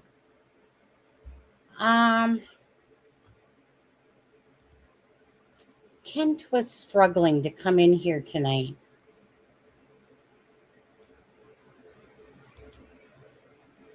I noticed. And he kept saying, well, I'm backstage. And I'm like, no, you're not. No, you're not. So now, because that's the link. I got it, like it's pulling right up. That is the link. It says ended 5:10. Right. That's weird. Because I didn't go in from the same one. I created a new one. Right? Like, meaning this is a new live. So let me see if this works. I'm going to send it to you. Because this is, so invite guest to studio. That's the link. Give me a second here. Because let me look at yesterday's and see if by chance they, you're right. You're right. The same link that's showing up here today, that's probably what Kent's issue was then. He probably did make it back to the stage, but it was probably yesterday's live. Hey, Kent, that could be the issue, dude, because this is the link it's giving me. But let me try sending you this and see if it works.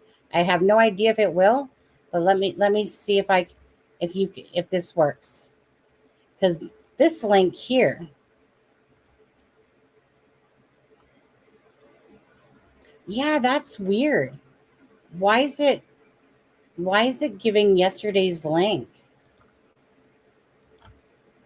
strange. Okay. Anyway, let's see here. So remember, okay, let's put this back up on stage for a minute. So you guys, anyone coming in? This is about Jack and Lily Sullivan disappeared. Yeah, 1 second here. On May 2nd of 2025. And disappeared. Yeah. Oh, I'm hearing feedback. 1 sec. See if it goes away. 2025. Oh, because I have hang on. Yeah. You got one open there? Yeah, I had it open on my phone and then okay. It's better? Yeah, Kent, maybe it wasn't just you. It's Streamlabs or StreamYard, because they're literally giving, like, I created this new live today. So they're glitching then. Yeah. Because me and Ken, Kent's like, my husband's even like, yeah, like, I mean, he's doing everything right. And he kept saying, well, it says I'm here backstage. That's probably the issue, Kent, going on. You guys, this is Lauren. She was on yesterday. Go ahead, Lauren. Just again, tell people about yourself. I'm an astrologer, professional astrologer, Astro by Lauren. We were doing the birth charts yesterday of Malaya and of Daniel. And I actually made a mistake. Somebody said in one of the comments, brought it up. I did the chart for 1996, and Daniel was actually born in 1991. However, because we didn't have the birthday anyway, I think a lot of it is the same. And I feel pretty confident that he has that Scorpio. I think he has Scorpio rising, if it's not the moon.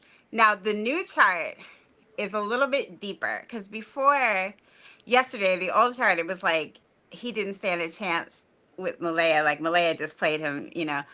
But this new chart, they're kind of like two sides to the same coin. But I still think everything that I thought yesterday about the case. Well, I was going to say, for people that didn't watch it yesterday, can you just go over the gist? Just go over it. Yeah. So we were talking about how Daniel is a Leo, and we thought he had a Scorpio moon. So I was talking about how the Scorpio moon could account for him sending like secret messages in his statements, and how it makes him kind of flip-flop with himself all the time, not just with us. And, you know, can make him kind of intense, but also not really like aware of how he's making himself look and all of that kind of thing. And then we were talking about Malaya, who, her chart, she has such a special, like, and I'm not a Malaya fan, I'm just to read the chart. It's such a special, mystical, kind of magical thing she probably has over people. She probably has like just a really, really auspicious, innocent energy, but if deeper below the surface is a very cold and controlling, strong influence, we'll say. You know, so it's not that it would be very difficult if you're under the spell, and not a literal spell, which it might be that too, just like how she was like, oh, not an abduction, which it might be that too, but not a literal spell, but she has a mystical, really beautiful energy that could obscure the darker side of her personality. So those that are captivated would literally hear none of it. Like they probably just were like, I refuse to believe, like they just can't even believe it. But those of us that are sensitive to deceptive energies like that, says it myself, are just not it. It just does not, it has no effect. So it's literally like a spell. So it doesn't affect everyone. Is that a good intro to? Yeah, absolutely. You know, I was looking for something. Okay. Because I had asked, where is it, Belinda? I literally asked her about her personality. Like, did she ever, when she was with Cody, was she like, you know, was there any manipulation? And her answer back was that she didn't always tell the truth. But kind of like what you said, that's what Belinda was saying, you know, because I was wanting to know, like, a manipulated personality. She says, no, she was, I was trying to look for exactly what she said, but it was basically longs of, you know, very sweet, innocent type of so thing. sweet. so, and it would be very easy for people to see her as a victim. And she may have been victimized at different points in her life, but what I'm saying is that it's I can't even describe like how angelic her energy probably comes across to certain people, and it is through it's nothing that she does. She was born this way, when she was a baby she probably was a little angel, but yeah, just so sweet that it would be hard to even conceive of what is going on beneath the surface. And just quickly, Lauren, so I'm looking at her answer. Okay. Because, to be honest, but not always. Okay, so she says, to be honest, but not always truthful, as far as Cody said. And then I told her basically that I have 2 Pisces, and my mother was a Pisces. She's passed on now. And my older Satan sister, she's a Pisces. And the one thing that they were very self-absorbed beyond. So Paula, again, she's like a Donald Trump version of a female. Okay, so think of the biggest, such a narcissistic personality. But what they both cared so much about was their looks. Okay. So now in saying that, so I mean, and I get it, because when you're her age, I'm sure at the time, you're always trying to look good. She always loved to looking good and into name brands. But talking to her, she comes off as kind of innocent, Yes. Yeah. She is not innocent, but probably comes off as remarkably wholesome and innocent. Yeah. And also with a chart like that, with the Capricorn placements, Capricorns are about like their status. And so for her, it's not just about how she looks physically, but how do things look. So it's not so much even when things are bad, whether they're good. The image thing is of the utmost importance to this kind of person. If you're just looking at the chart, but I don't know how she was. But yeah, I mean, like I said, I cannot overstate how special her energy is, and I would hope that she's not involved. Like, and I do need to backtrack. Like, I didn't mean to upset anyone in saying like that I believe the darkest of the dark theories. Like, I'm kind of everyone is innocent until proven guilty, but I'm just saying that this person is such a strong, opulent, beautiful energy that those who are under the spell would refuse to believe it. And it's not even like something that she's doing that's deceptive. She was just born this way. So some people are just like that. And so she plays into it. But if you have a cold and calculating side, then you are going to use that to your advantage as well. So it's like kind of both in that way. So, I mean, yeah, like I said, I'm sure she's a lovely person. Like I said, the only thing that I can say from the chart objectively and concretely is that comes off this way is actually that way, and that's it. Yeah. But that's kind of like the bottom line for it. Well, that reminds me of my older sister Satan there. She comes off one way. Right. And like she thinks that she's really nice and that she's really giving and caring, when really she's manipulative. She's the epitome of narcissistic about her looks, manipulative. Oh, and if you basically don't agree with them, like she wouldn't, like she was stubborn, wouldn't even talk to you. Like basically, she wanted you to always, if you didn't side with what her thoughts, then you were wrong. You were always wrong, type of thing. But I don't know if my older sister Satan's to the extreme for a Pisces. I'm thinking kind of she is, because she really does exude every shitty personality trait out there. She's just Satan. So everybody has like a lot of different energies within their chart. So I'm sure there's more than just Pisces. But to speak on Pisces specifically, so they say Jesus was a Pisces. I know you said you're not big on the Bibleness, but the martyr, it's like an archetype for it. It's like the martyr and like feel sorry for me. Everyone should feel sorry, for me. Right. Even attracting a partner that's like when Daniel's like, I brought her from a bad situation. Yeah. Daniel, yeah. You know, his Yeah. his chart, now that I see, he has a lot of Virgo energy, which is the opposite of Pisces. So that's someone who's giving structure, giving routine, giving reason to the Pisces energy, which Pisces has like a lot of trouble with boundaries. They have difficulty reflecting, self-reflection. My son is a Gemini, but he has a Pisces moon, and he told me, like, when he was younger, he's in college now, but when he was younger, he was like, Mom, you have to understand that I only mean 50% of what I say. And I'm like, that is such a Gemini Pisces thing to say. And I had to tell him, like, I mean 100% of what I say. But in his he just, when he was younger, he'd be so emotional. Pisces is really like emotional, and like they Yeah. just Well, they'll lash out, and then you're supposed to not care when they're not mad anymore, sort of like that.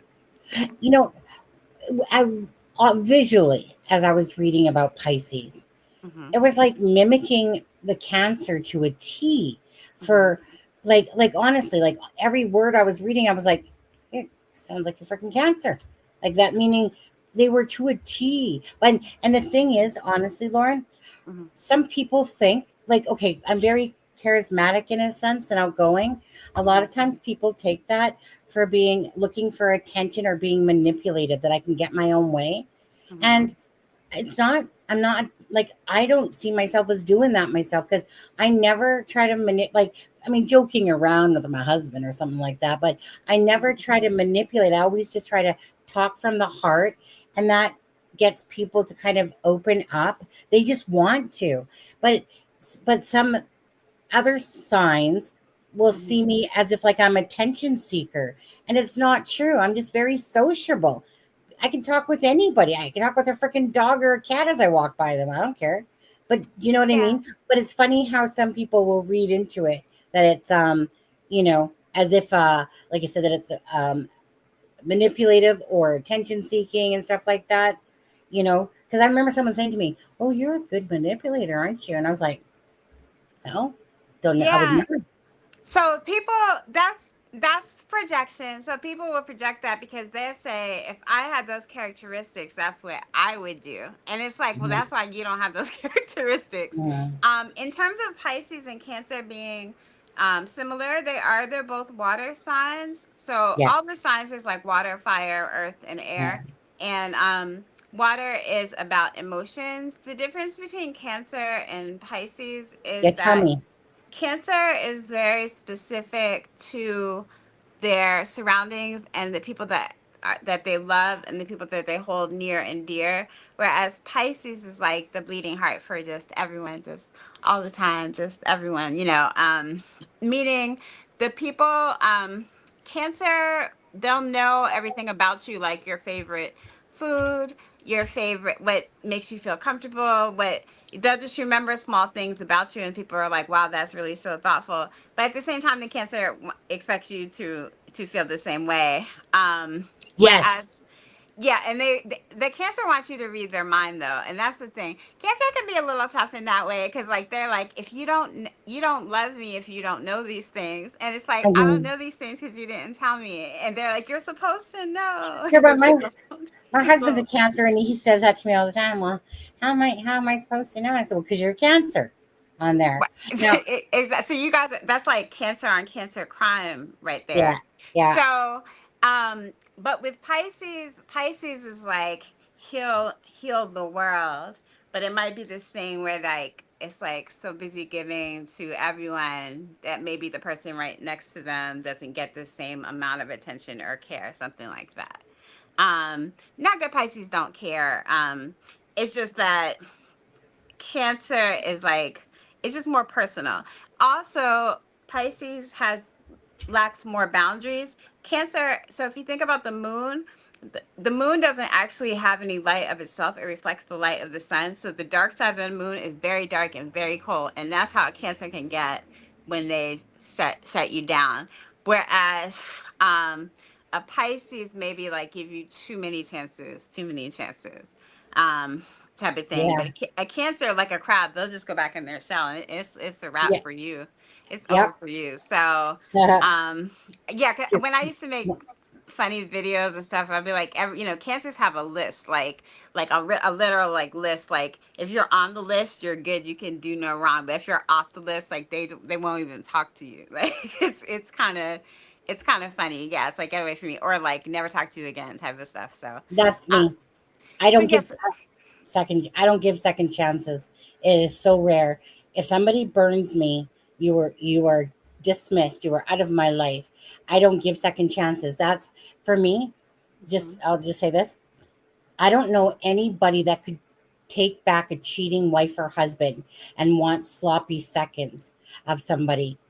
You think you cheat on me and I'm going to ever take you back or look at you again, you piece of, right? That's how I am. Yeah, So we I don't want to will get never. on the dark side. We don't want to get on the Yeah, cold side of the Cancer. Like that is no, not no, a nope. thing. So that's how Cancer and Pisces are similar in those ways, but Cancer has better boundaries in general than maybe say a Pisces would have. Thank you. Go So, on. Yeah, no. But of let me course. 1 second here, Lauren. I just want to get this out there and then I'll let you continue. Okay. Amy Combs, thank you so much. She bought 3 tacos, which is the coffee app. And Okay. she says, sorry, cancel. She says, thank you for all you do for taking your time to offer this space for caring and sharing. I think that's where it ends, but let me just make sure. Just opening up, just make sure I got it. Okay. Yeah, that's what it says. Thank you so much, Amy, for that.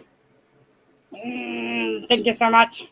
What does the horoscope say about Scorpio? I'm just reading the chat because I can't see it here, so I'm just reading it on my phone. Yeah, that's how people have to do it. Yeah. Somebody was asking, how do ruling planets affect the astro signs? If you want me to answer, can I answer that? Yeah, go Oh, answer yeah. whatever you like. Cancers are direct and to the point. Maybe. Okay, so I actually meant to send you an example of an astrological chart, but it's basically like a bunch of numbers and symbols. If you look at it, you'll be like, what is this? So the planets are actually quite important. And so the ruling planet is the planet that rules your rising sign. If that makes, for those who know what their rising sign is. And in that way, if you're reading the chart, you would look to that planet and see what the condition is and what that planet is doing. So I know it's like, okay, what do you plan to do? So you would say, let's say the sun is who you are. Let's say you were taking a trip. For the trip, what you pack, what kind of contact lens solution you use, the size shoes you wear, different things about you that you didn't choose that are really important. That's what the moon represents. And then the rising sign is like the vehicle that you're taking to get there. And so the ruler of the rising sign would be telling you what you're going to do on your trip. Sort of like that. The planets are the why. So the signs are the how, the style and the vibe of how. But the planets are what you're actually doing. Sorry, someone said something about Mara's channel. I was trying to read it. Yeah, I'll put it back up. Oh, okay. There you go. Did anybody watch the channeling reading of the card reading? I did, but I'm trying to remember what happened. Mara's funny though. She's funny. I wanted to bring her up because she. I personally don't watch her. She definitely. Mara, don't block me, bro. If you're watching this, don't block me, sis. But when the whole drama was going, Lauren, 1 sec. 1 sec. Okay. Miss Dog Love, your super chat. £9 and 99 pence. You're awesome. It's gonna start. Thank you. It gives me comfort laughing about me and my brother fighting his kids. We literally used to throw each other around. Smiley face emoji. 16 years since he went and I miss arguing with him every day. Yeah, her brother is gone. We'll just say on there. But thank you, Miss Dog Lover, for that. Okay, go ahead. Oh yeah, so Mara, she is a card reader, and I do like her, but she has a lot. She throws a lot of shade. She definitely was throwing some shade around the detective who is deceptive and that situation, she was saying like, I don't trust that channel, blah blah blah, and I was like, now Mara, you should name names.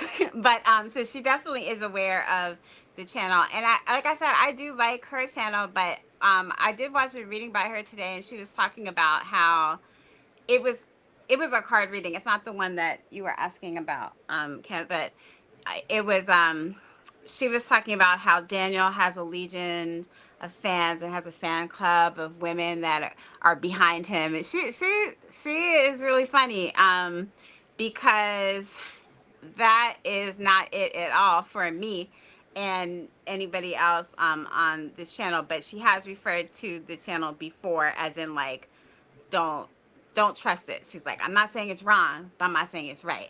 And I just feel like this person is kind of performing in that way, because if she is truly intuitive, and I think that she is, I think she's just playing both sides of the fence to just be provocative, in my opinion. This channel or DD's channel? No, not even DD channel, Mara's channel. Oh. It's so, I'm just No, so but fascinated by the inner work. Like I told you, I'm an outsider to the true crime community. So I just came in just to watch this about this case.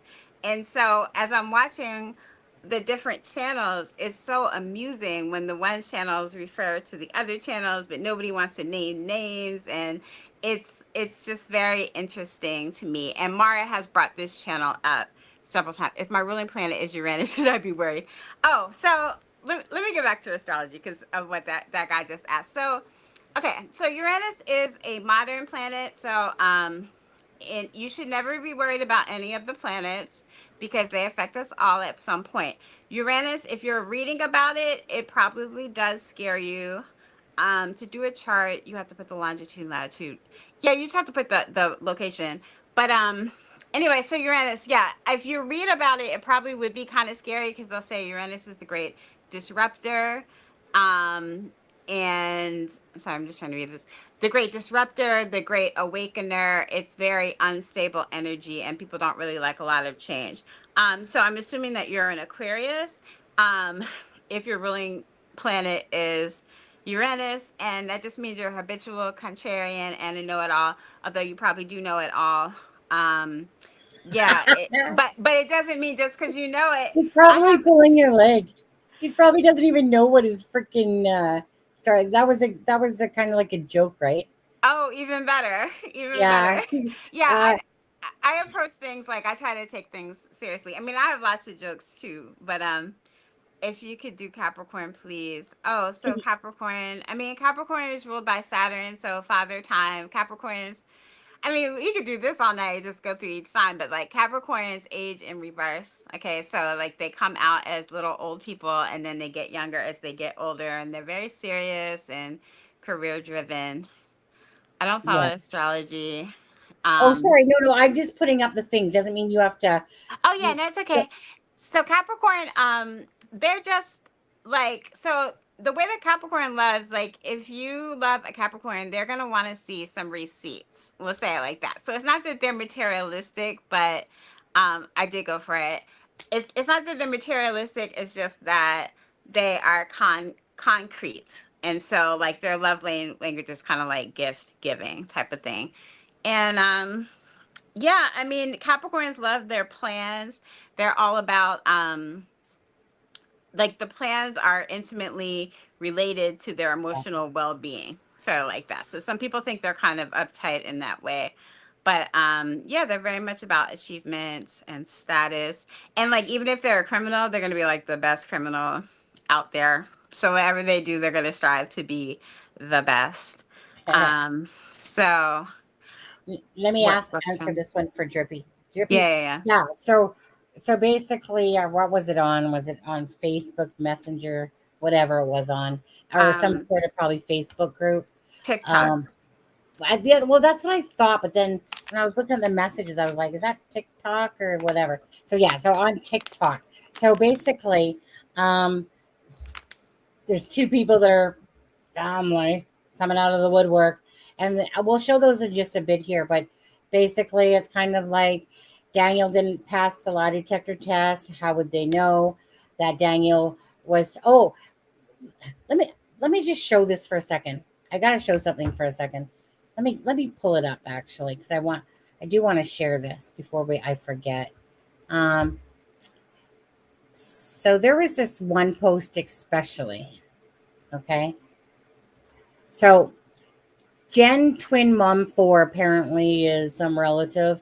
And then Selena's the aunt, are like, she would be the sister to Malaya Brooks' dad, Henry Joseph Brooks, right? But anyways, whatever. Anyway, so I'm just going to read this quickly. It says, she is their bio mom. She was also an abused, it was supposed to say, woman for 2 years everywhere he went.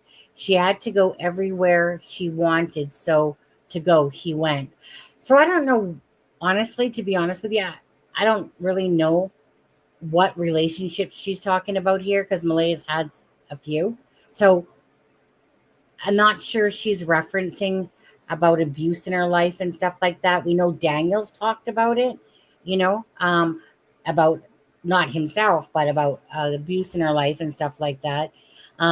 Basically say that Malaya's had a not so great life in general, right? But this is what gets me. Maybe you guys were cool in that she could never have time to be away. She was sleeping with me when the children went missing. Did you catch that? She was sleeping with me. So this is some auntie once removed, I don't know, someone that claims of their family. But I don't know. You're not talking to me, right? I am. Oh, I'm sorry. Say it again. I'm here with you. So Go. The reason that's so the way I'll tell you the way I'm seeing it in just a second, but it says she was sleeping with me when the children went missing. She called the police. Oh, so like, is that what Logan meant by open relationship? Because I'm pretty sure we never heard anything about this third person in the bedroom. Who was saying she was sleeping with me? This so-called family member? Right? And it says she was sleeping with me when the children went missing. She called the police. He left knowing the police were coming, and he stayed away for 3 hours, you guys. So 10 minutes from Daniel goes to 3 hours from this person here, okay? I'm just calling shit as I see it, because this is just so not that only is weird. Right. It's so weird. I wasn't born yesterday. Julie, I'm pretty sure that this person isn't family. And if she is, this person wouldn't be saying this crap, because that would be ridiculous. Yeah, maybe that is Facebook, because I didn't hear this. I thought it was just the part where they were saying that about the DV or whatever. So, so then it says, he stayed away apparently for 3 hours. And then it says the police don't even know where he went for those 3 hours. So now maybe you guys got to stop thinking it's her and maybe concentrate a little bit more on him. Because I'm just a big girl telling this on Facebook, 3 hours and failed polygraph test. Well, that's what actually Selena Brooks said about the failing of the polygraph. How would they know?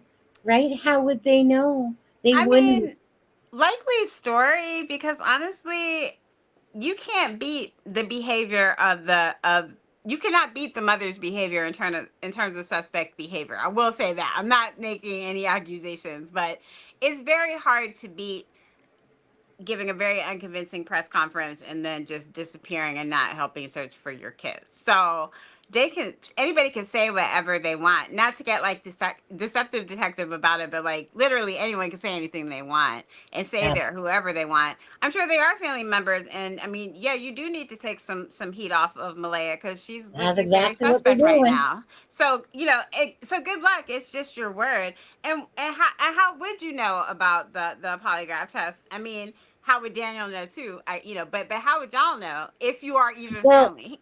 You know what I mean? Daniel would know, because they do tell you what your polygraph results are. Oh, do they? And I don't know what kind of. Go ahead. No, that's all I was gonna say. So they do tell you. A lot of times they will tell you, like, you know what, like you passed or whatever. Well, what case was that recently in? But they did it with Don and Summer, whatever, Don Wells there, and what's his Okay. wife's name. But anyways, but they will tell you. So that's not true to say that they don't tell you for anyone. But thing is, do you honestly think that Daniel's going to be like on TV going, "I passed"? So Why would he do that? Like, that's so ridiculous and so easy to right. to So disprove. I'm gonna call Jen. Mm. Jen. Your post is a bunch of bullshit, and this is exactly what they're trying to do. And that's why I'm asking for Drippy, telling Drippy. So these supposed two family members are coming out of the woodwork to sit there and say that Daniel failed his polygraph test. And of course, people are going to use that for the clickbait thumbnails.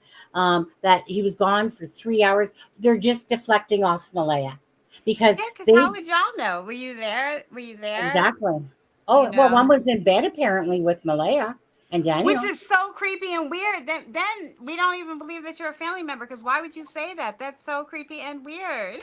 That's what Yeah, I'm saying. Like, who is this? But also, lies.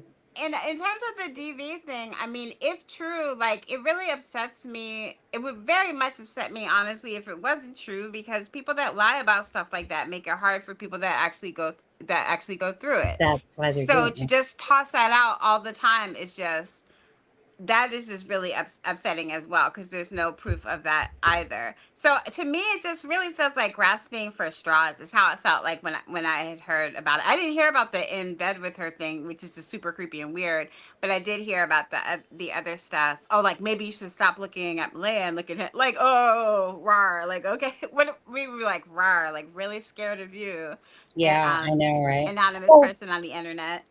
Like, the problem that they're having here, obviously from the Brooks side, mhm. is that Malaya herself can't be bothered. She can go on Facebook. She's still added as a friend to Daniel. They're still linked on their Facebook, but she turned it down off, came back up, made herself single, and added like 3 or 4 friends. I think 4. Then she takes it back down again, right? Daniel, Malaya's getting attacked. I didn't see her taking her Facebook freaking down or blocking people, stuff like that. But anyways, she brings it back up again, and then she gets rid of all Daniel's pictures. But hey, Daniel's so abusive to these liars out there that are pushing this narrative that Daniel, right? There's 2 Daniel Martells in Nova Scotia there. But they're going to go ahead, keep pushing that narrative. But so Malaya, the abused victim here, The victim, yeah. can't obviously part from Daniel because she can't seem to take herself off as friends off Facebook. Right. And Oh, that I see what you're saying. If there's even still friends, like, how bad they are. can it be? Right. Now she can't. So like I said, make sense out of that. She blocks him, but blocked him only. Okay. She takes her Facebook down. Like I said, adds single, adds a few friends. She brings it back up. She takes off Daniel's pictures with anything to do with him. But don't worry, Daniel, my love, I'll still keep you as a friend. I'm not gonna, I don't know, defriend you or anything. Because so is this a fucking game? That's what I mean. Like, it's not even that they're still friends. It's just like, I guess Charmaine had mentioned this about yesterday about liking the Facebook post when she could have reshared the Facebook post. It's like, you spend all the time on Facebook removing pictures when you really could have just made it a single post about your children that are missing. Like, it's very concerning. It's like very concerning. That the what that's showing the priority is, like, what that behavior on Facebook is showing what the priority is. And yeah, I mean, like I said, they have to You're grasp right. for straws, because, like, Daniel is putting himself out there to be dissected all the time, which is probably not the smartest thing, but she's not giving anything. And Nope. her family's not even really doing a good job of Oh stating a yeah. good case. No. Like, they're not really like, just throwing these accusations out there just makes it's really, I feel they may be not that internet savvy and don't understand how it makes them come off. And I'm definitely somebody believes women, as we say, and I am very sensitive to topics such as abuse is a very serious topic, and I just don't think it's something you should just throw out there all willy nilly to try Right. to affect public opinion. You know, the thing that would affect public opinion the best for Malaya would be to show up publicly for her kids. So that's kind of just it, you know. But there was another woman that you were talking to on here that was a guest host that was saying she was just she was just a guest host, like I guess it was yesterday or 2 days ago.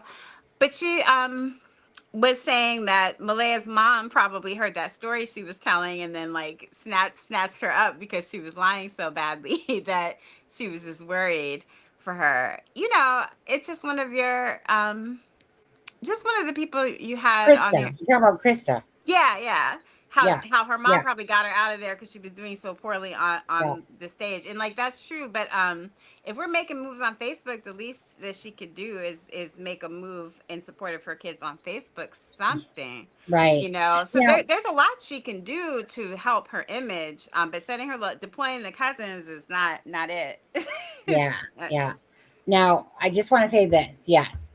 If you truly if you block someone on Facebook, you Mhm. do have to refriend them again to add them back. Yes. You know. So Oh, you're saying that they're still friends. Well, then maybe yeah. they are talking. Like, we don't know what's going on. Well, maybe they added each other back. Maybe she blocked him originally. Maybe she re-added him when she was in her hidden mode or whatever. Who knows? Daniel said blocked. Maybe she just turned off her Facebook and he just deemed it as being blocked. Who knows? Who knows? Oh, right. Like she might have just disappeared and then he felt that he was Yeah. blocked, or like Yeah. Right. it really doesn't matter. We shouldn't know more about what's going on with her and her Facebook than how she feels about her children missing. That's all. Like at the end of the day, like there's just no reason for her to conduct herself this way, in my opinion, in this situation. And I know you say you never know how you'll react until you're in that situation. But like I said, I just had a student missing and she was only missing for 2 days. And I mean, I was, to quote the viral song, like boots on the ground just for this student. Yeah. It's very alarming, you know, and their community is out for, you know, and we're doing vigils, you know, in the community for these children. And it's really disheartening Well, for the, they wouldn't even go. They wouldn't even go to the vigil that Lana did. Like, oh yeah, and I mean there might be some community stuff. I'm sure there's like community drama. I know that allegedly they told Lana, if that's her name, that she needed yeah, Lana. permission to do the vigil, and like what are we doing, y'all? Like again, there might be like some Well, kind of politics that we're not privy to in that within those communities, yeah. but it's Well, just coming off really bad. I did read it myself. She sent it to me. Okay. And I did read it myself, but it was just ridiculous, honestly. So Michelle Glasgow or whatever was the one that answered her back, or answered the post. Like, so she put out a post basically saying like, "Hey, you know, I'm just looking for someone to put me in contact with someone from the Nick tack thing or whatever it's called. I can never say that, and I'm not even going to try." So she put that post out, right? And then this Michelle lady or whatever, basically, I'll just, I don't want to, I'm not going to say the whole thing or show the thing, but it was just basically like, she was talking about like, hey, like do on the vigil, do some sort of perhaps drummers, like tribal rituals or stuff like that, right? Oh, I see. So Yes. it was almost like what I would almost deem as racism back. Is how I kind of felt about reading it. Almost like, well, I'm sure this woman means well, but like I was kind of put off by, this whole ritual, whatever back. And I'm like, all it reminded me of was why? What's wrong? Is she too white? Like that's what it came off to me like. Honestly. I see what you're saying. Yeah, and I mean, there may be again, like, and not being a part of that community, but being part of a minority community, there might be like some animosity between those communities that we don't understand, like the inner workings of it. But again, it's what's confusing to me is how does this supersede the point of the visual, meaning like doing something for these You kids. know, that's just it, right? I Mhm. mean, like, because so Belinda originally had told me about Lana taking heat, right? About a week, well, basically a couple days after I think it happened, and I was like, well, you tell Lana that she did the right thing, basically, and screw them. Like, honestly, if I mean, if that, like, if you literally need to ask their permission, she doesn't have to ask permission to nobody. She ain't part of no tribe or anything like that, or a res, but meaning it was kind of one of these things. This is about Jack and Lily. So why are you turning it in? Why did they turn it into something that was like, oh yeah, I don't, maybe this lady's trying to do good, but and so none of them went. I mean, I just don't want to, I'm not going to read her whole post, but she's in chat right now. I just put her thing up. And she said, yeah, she took a lot of heat, but it just, for me, doesn't matter what skin color you are, anything, nothing. This is about missing children and missing people. So just like for instance, if somebody went missing off the res and you needed the help of some, what you would deem as maybe outsiders to come help and search, that's what you do. You pull together instead of making Lana feel as if she, like, I was like, what should I have went to Chief there and asked him if I can if I can cover Lily and Jack on YouTube? Not going to happen. Yeah, it just seems like So the what's the difference? animosity within those communities must just be extremely high for things to play out in that way. Definitely. Anyways, she did, and the honorable thing, and she did it anyway, regardless. And again, that's because there's people that don't need the permission of a chief, and it was from her heart, right? It was about Jack and Lily. That's it. It's about Yeah, it Jack was and not Lily. an affront to the First Nations community or anything like that. And also, weren't they not even Ceremony. accepted within their? I do not know the politics, but I know that when they said that they applied to be in the registry 3 times or whatever, Malay could be working with law enforcement to keep things calm. I mean, girl, I guess. Possibility. I guess. It's a I mean, possibility. it's a possibility. And yeah, we don't know why Daniel's not allowed to see his children. I do want to say something about Daniel, just to bring it back to astrology for a minute, about Daniel's real chart. So in his real chart, he has a Capricorn moon too, which means that him and Malaya were kind of like spy versus spy. But he has these planets, Venus and Mars, and they're both in Virgo. And when you have Venus and Mars in the same sign like that, and based off the rest of his chart as well, this person does what they say and says what does what they say. Wait, means what they say and says what they mean. And I believe that if this person was abusive on any level, it would be more so verbally. Like, Virgos tend to be very hard on themselves, and they can be hard on people around them as well. So I could see him maybe being quite critical. Critical, but there's nothing in his chart that would indicate like being a psychopath, a violent psychopath, as he would have to be if he was guilty and giving these nonstop news interviews. So, yeah, I can't see them letting it go for this long. Oh, go ahead. Sorry. I know it's okay. But yeah, in terms of us losing his kids, I mean, it can't be that he said it so casually on the news. I would just be interested to know why. But it can't be too shameful, because why would he be speaking about it so openly? I was going to say, like, Daniel, like, the way I feel about this is that Daniel has been giving us information that most people would not share. No, correct. Right? Yeah. He's literally telling us that he's not allowed to visit Meadow. Okay? He doesn't have to share that at all. Why would anyone typically share that? Why? Because obviously, that's like me, right? I'm a truthologist. If I deem him as a truthologist, it's because you wear your heart on your sleeve and you're just speaking the truth.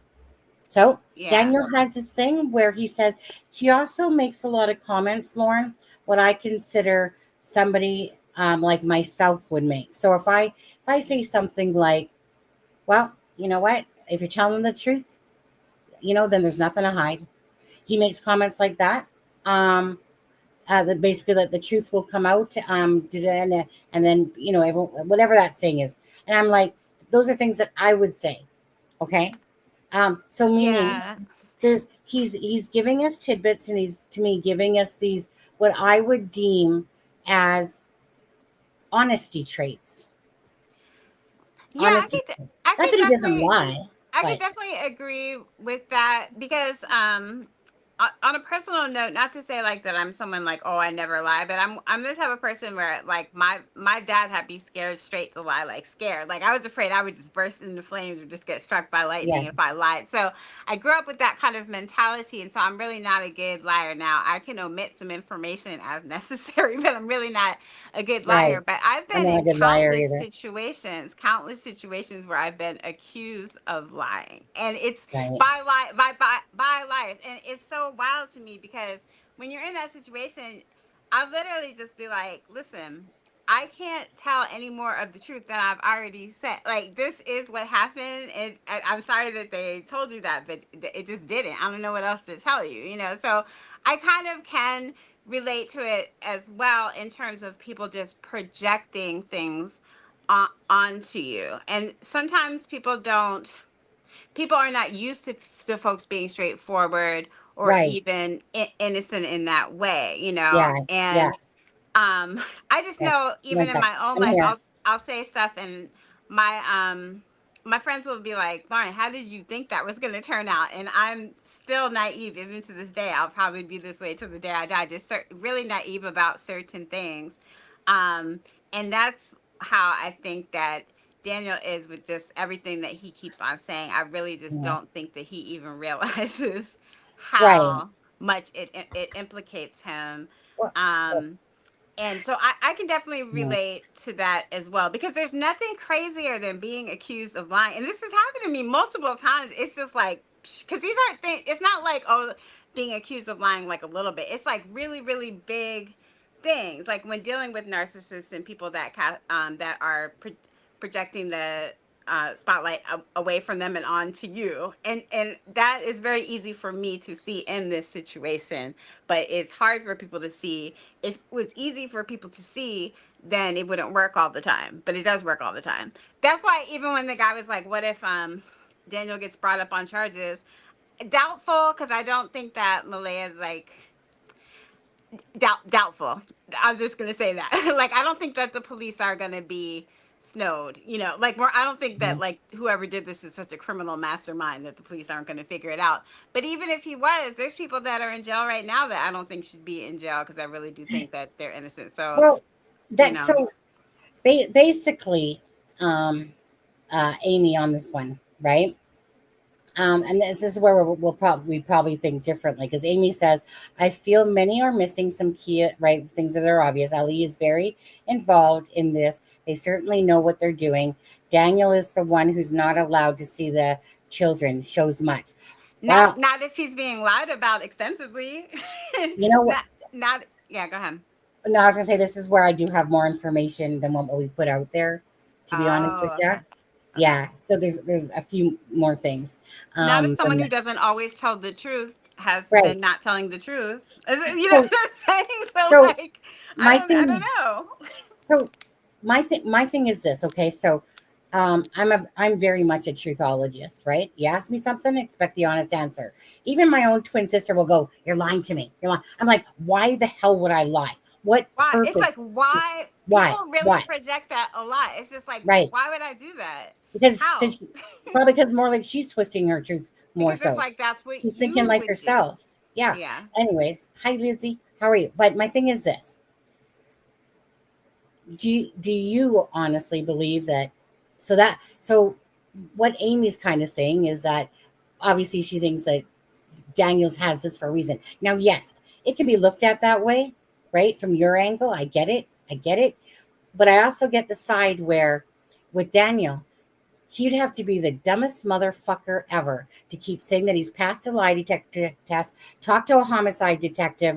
On top of that, you know, and like I said, there's more information that we do know that you guys don't know. But anyways, and then just sit there and keep searching for the kids. Like he would have to be The dumbest one of person the on the biggest planet. liar, dumbest With ass person.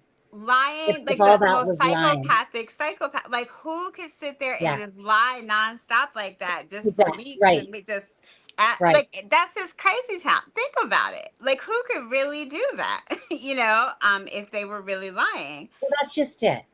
And you know, so my thing is this: as a truthologist, like I said, a lot of people are not my way, right? Most people are passive; they'll just agree to agree. You know, they don't like to get into any sort of tit for tats or arguments or anything like that. They just oops, one sec. There we go.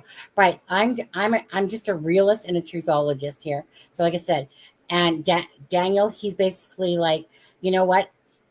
Yeah, this is about Malaya, right? But you know, I'm not saying this to be negative about her, and he probably isn't saying it to be negative about her. He's just telling the truth that she pushed Jack and Lily away, that he took care of the kids. This is probably all true, actually. Yeah, It right. comes off as the Leo does, narcissistic, or I should say, self-assuredness, confident, and arrogant. Right? I.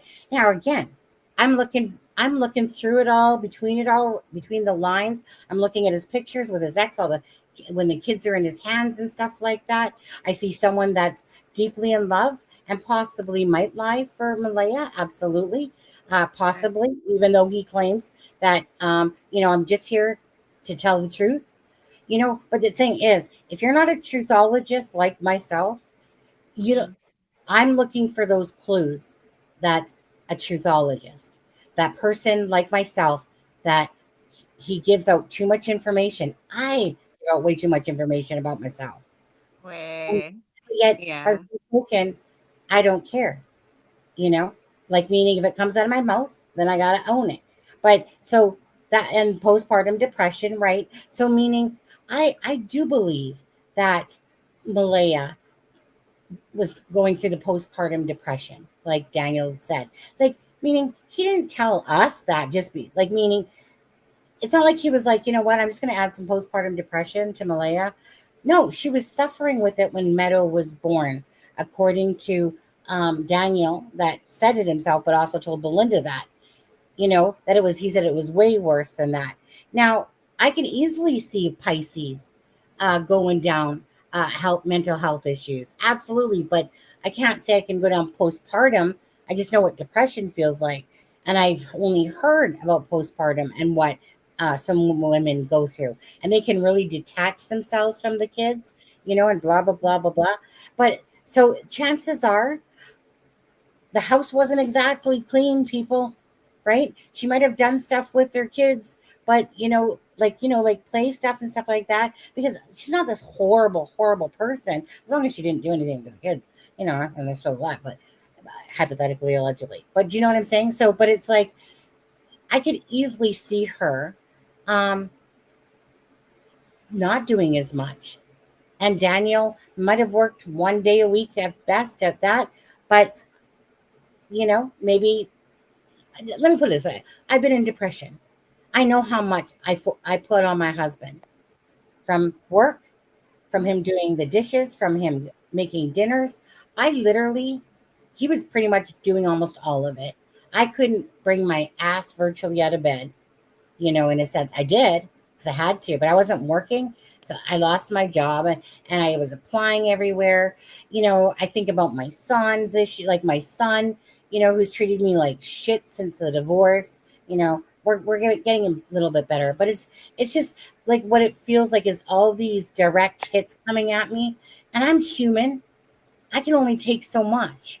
I can only take so much shit coming my way. My family's very broken. I only talk to my twin sister. And even then I hadn't talked to her in a year because I was so mad at her for something that she had, personal stuff that she was putting out there, which wasn't true, right? So I felt so hurt by that. And she wouldn't apologize. I wanted her to apologize. I'm tired of apologizing. Anyways, so I went down there after I found out that Matthew, my son, had a granddaughter. So a lot of hurt has come my way. And I don't understand the universe that way, right? Because I'm like I get it. You're trying to teach me a lesson. But in my head, I'm thinking, what effing lesson do you keep teaching me? Because I'm tired. I keep helping people. I keep doing all these good things, right? I'm a good person by nature. I'm happy-go-lucky. I'll help anybody. Why are all these targets seeming like they're coming at me? I lost my job and all that stuff. And so I felt depressed, right? And I never had felt that type of depression besides during the divorce. So it just felt like a whole lot of shit was just coming at me. So again, if Malay is in this world of depression, Right. can I relate to somebody not really pushing away Jack and Lily and not doing the, say, wifely kind of duties that you would be doing? I can see that. Absolutely. I never want to take away from people that have true mental health issues going on. And not because I went through depression, because I fix my own stuff. I don't take pills or anything like that. But do you know what I mean? But I just knew I had to pull myself out of it, right? And it took time. But I felt bad for what I put upon my husband. And Malaya could have done the exact same thing to Daniel, right? Maybe their relationship wasn't that great. Logan says that every time she's seen them, they were happy and whatever. But I also know that what you see on the outside isn't what you see always on the inside. We know that, but Yeah. And I think it's also just in terms of like what kind of natural strengths that you have. So in Daniel's chart, for example, it seems like everyone a lot of excuses. Have a good night, Amy Combs Baker. No excuses over here. But anyway, his chart is Virgo and her chart is Pisces. So he has a lot of Virgo energy. So Virgo is all about routine and health and being helpful and having structure. And so even if you just look at their charts, you would definitely arrest the guy that killed him. Oh, I'm sorry. Sorry for your loss, Nanny. you're But like yeah. me, you get distracted easily by stuff. Again, keep him off. Oh yeah, it's the way my ADHD is set up. But let me focus. So, even in the charts, you would see that one contains the other, and it actually, I mean, looking at Daniel's chart, and I don't know what the rising sign is. It's definitely not. If he is only working 1 day a week, he can't be happy about that either. So he could be dealing with his own depression as well. But yeah, postpartum is something that happens, and again, Daniel has literally no reason to be making up an entire story about her having postpartum and not paying attention to. It is 1991. It's 1991. You were right. So I looked it up. Because his birthday's July 25th this year. Because my husband was born in 1990 and he just turned 35. Daniel, Yeah. so he's 1991. Correct. I was just doing my math wrong. I was like, okay, so wait, if we're going to be 34, and then I just didn't, I should have wrote it down. And I did get it wrong. But again, I still feel very confident that it probably has Yeah. Scorpio rising. But the new chart, it shows a lot of Virgo influence, and it shows that he also has a Capricorn moon, which means that he's not as, I know I kept calling him goofy and a piece of work. He's not as goofy as we thought, but he is still a piece of work. And probably somebody that is underestimated, I would say. So I underestimated you. Is he a great actor? I mean, Amy, I thought you were out of here because we were making too many excuses. But anyway, but yeah, you were right about the 1991. I think that was you who put it. But yeah, I definitely had it wrong because I was doing my math wrong. I was 5 years off. So yeah, he has a Capricorn moon, which means that he can be very controlling and calculating as well. I love astrology. Pisces, Sun, Virgo, Moon, Sag rising. Oh, yay! I have Sag rising too. So Pisces, Sun, and Moon. So you know those are opposite. So you know the deal. Wait, you said Pisces, Sun, Virgo, Moon? Oh, that's interesting. Because most of the people I know, they have Pisces moons. So I would think the Virgo Sun helped balance Virgo Moon, Sag rising. So you're just a whole mutable conundrum. I love that. We love to see it. But don't be too hard on yourself, okay? I'm sure Daniel appreciates being. I know Daniel's like 1996. Yes. No, I was just doing my math wrong. So thank you so much for bringing Oh, that up. which reminds me, Mm-hmm. I don't know how more righter I could have been yesterday Mm-hmm. about the 4 signs that are not Cancer, that are the serial killers on that. Did you ever look that up? I didn't, but I think the person that you took that from, is his name Capricorn Capricorn Research. Well, actually, if you look at images, Mm-hmm. they're everybody has them up pretty much, right? I I just just grabbed really the thought first that one. Cancer was in it, and it's no No, disrespect to Cancer. nope. It's no disrespect to. I mean, if we look at the top serial killers that most people put up there, if we look at the top ones, it's all like Sagittarius. Did I take a screening of that? No, I don't. I took one yesterday, but I seen another one today, and it's like Sagittarius was one. We'll go back to it for a second. Hold The on. ones that they had up were all the mutable signs. Okay, so all the signs. So there are 3 different modalities. One is called cardinal, one is called mutable, and the other one is called fixed. The fixed signs are Leo, Scorpio, Leo, Scorpio. Why am I blanking right now? Aries. No. Leo, Scorpio, Taurus, Aquarius. Mutable signs are Virgo, Pisces, Capricorn, and Gemini. And so in that list that you had, it only had Virgo, Pisces, it only Had had 4. Virgo, Pisces, Right. Sag, and Gemini. But the one Okay. I had was a lot bigger, and there was like 1 or 2 Cancers in there, and I was like, oh, forbid. And even when I was on a different site yesterday too, they had like all the different months Yeah. of people, and Cancer, there was like 1 person underneath it. I know there's more, but it was a list. I just remember it, and I just remember going, and the reason is because I am a Cancer, and we're not killers, we're lovers. We're not killers, like I said, we're very much lovers. And that, so when I saw a couple Cancers on there, I'm like, oh, you don't say. Well, the thing about Cancer men is that they're very highly affected by their mother. And so if their mother was like a narc or like then, or just an evil person, then that would be enough to drive the man to become an SK. Maybe. But I will say for the mutable signs, which is why the young lady that got up that said she was Pisces, Sun, Virgo, Moon, Sag rising, and I'm Sag rising too. Mutable signs are duplicitous, so we're very flexible and just like kind of move around, and so I guess that would make an SK because they would be kind of like shapeshifter, sort of like. Look at that comment. Look at that comment. What, Mark? I love when people say being a parent. That comment? You tell him that is the hardest job, is being a parent. I love when people say being a parent is the hardest job. It's because it's true. You know what? I would go to your job any day. I don't give a shit if you're, burger flipper, ditch digger, whatever. Then sit there and spend every day freaking dealing with naps and food and breakfast and all that stuff. It's more exhausting. Apparently, these men obviously have no idea what it's like to full-time look after children. Bad. Yeah, I raised my son by myself. It was not fun. Would not recommend. I mean, but I absolutely love being a parent. I adore being a parent. But I can see why people think that it's so difficult.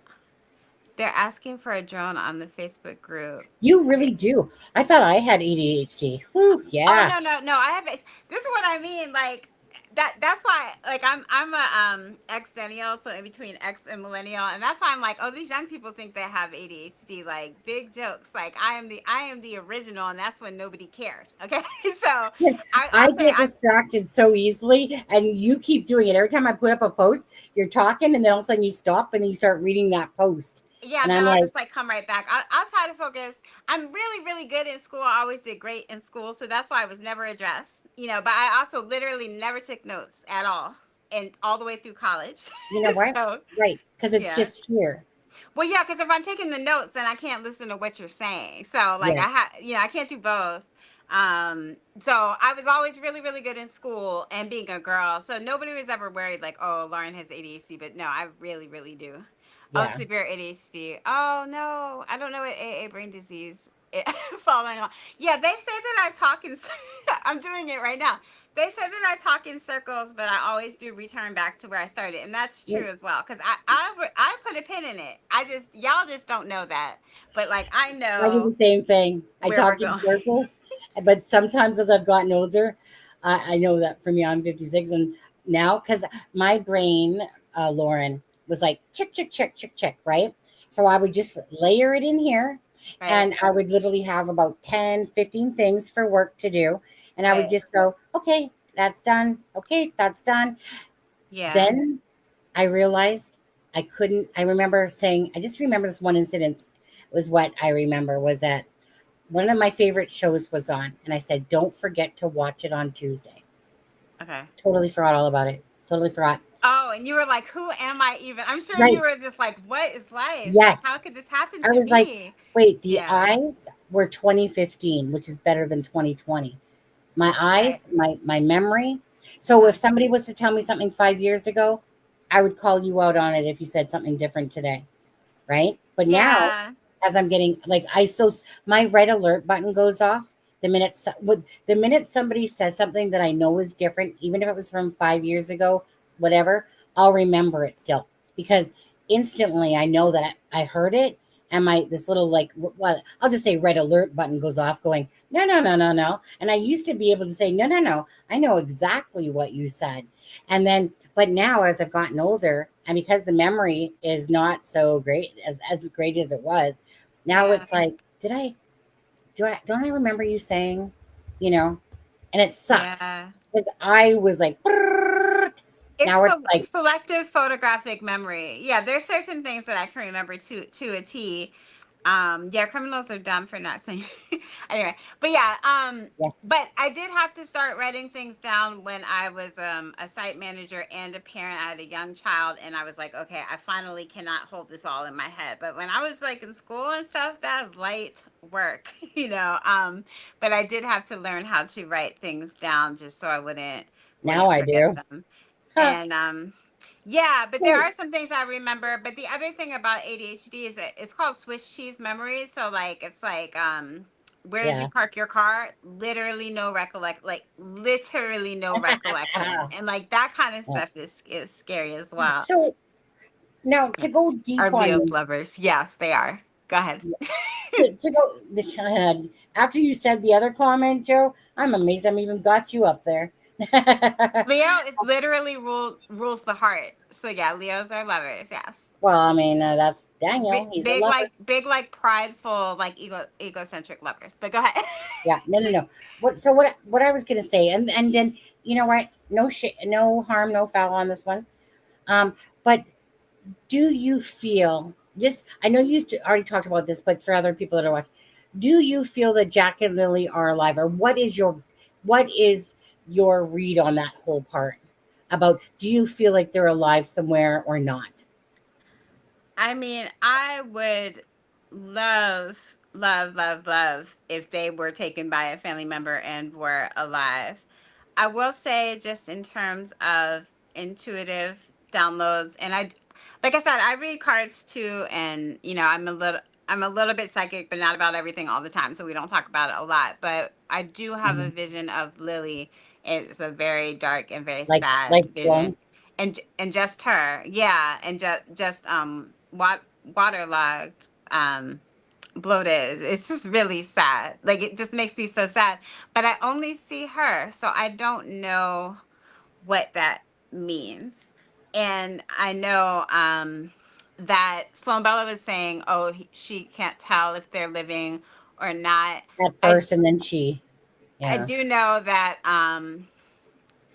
for it to be in limbo like that, then there's another reader who I really like.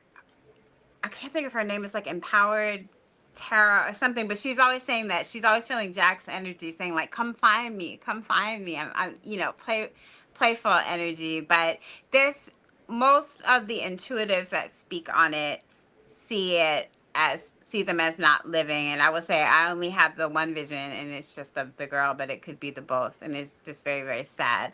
But they're definitely not at rest, which is why I think it's so confusing to people. Because honestly, if you are intuitive, like you really can tell, a lot of times about the energy. But the fact that so many intuitives are so torn on it.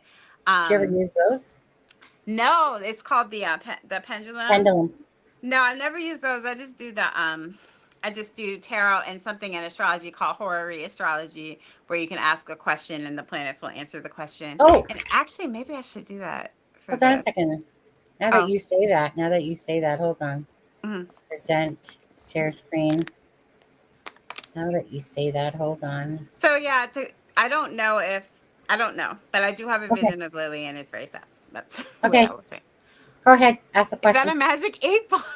Oh no, not the magic 8 ball. Wait, so do we want to ask? Yeah. If the children are with us? Well, let's see what it says. Are the children? Let's see what it says. Are they still with us here?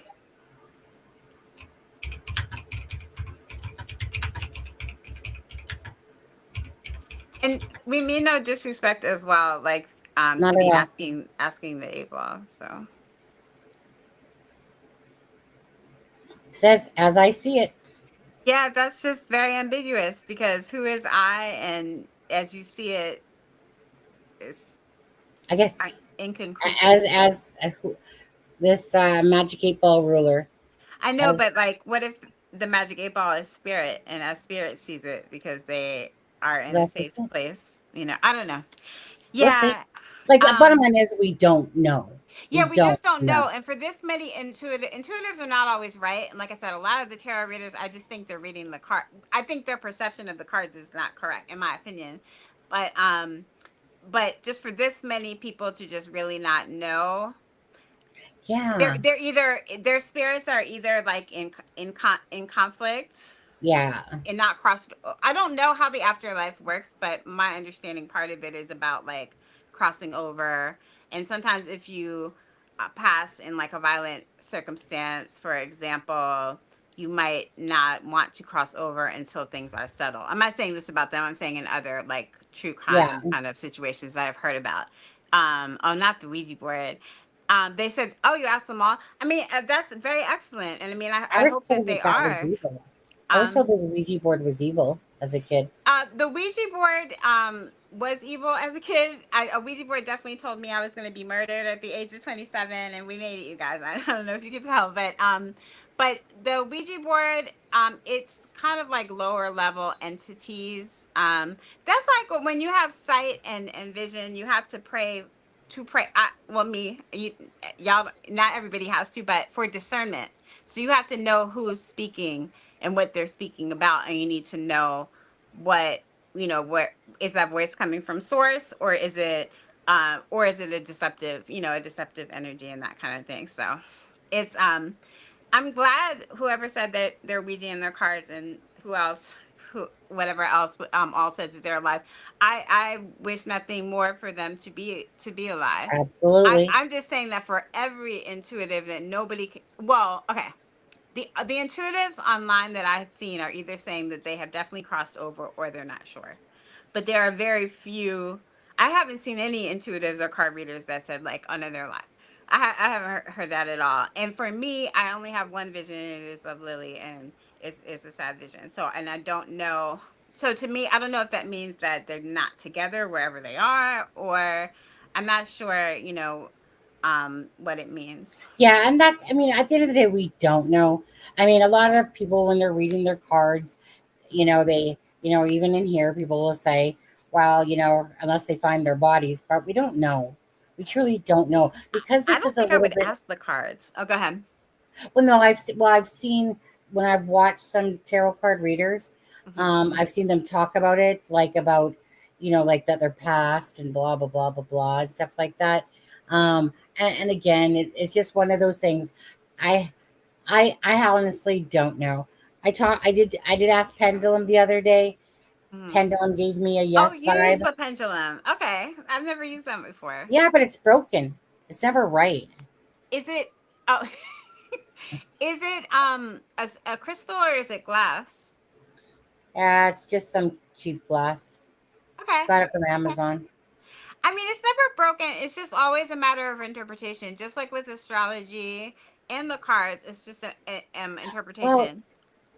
Oh, go ahead. the reason why I got one was because I saw somebody, well, this lady that was on the show, Mama, had one in her hand, and I wanted to see for myself because obviously people will always say that it's shaking, right? So when I use it, right, I just say back and forth for no, and circle for yes. So let me just see. Actually, I'm just gonna hypothetically, allegedly do one. So let's see here. So is Jack and Lily still alive? Back and forth for no, circle for yes. Back and forth. Is Jack and Lily still alive? Back and forth for no, circle for yes. It's doing a small. So sometimes it's. So let me kind of say this, Lauren. Sometimes this thing, it's crazy what it does. So it was giving me a small circle, like a small circle. Sometimes it does this, but it's crazy when it does this. It's crazy when it's almost like it picks itself up like this and does that. Oh, wow. Yeah. So I was like, so I wanted to see for myself, right? And because I don't know, I just thought, okay, well, you know what? I'm a very spiritual person. You know, I'm open to anything. Use my body, come through me, good spirits, whatever, good people, right? But anyway, so like I said, I've had it where it just kind of brings itself up. Or I remember when my About friend. this question. Oh, go ahead. No, not about this question. Oh, okay. No. So when your friend.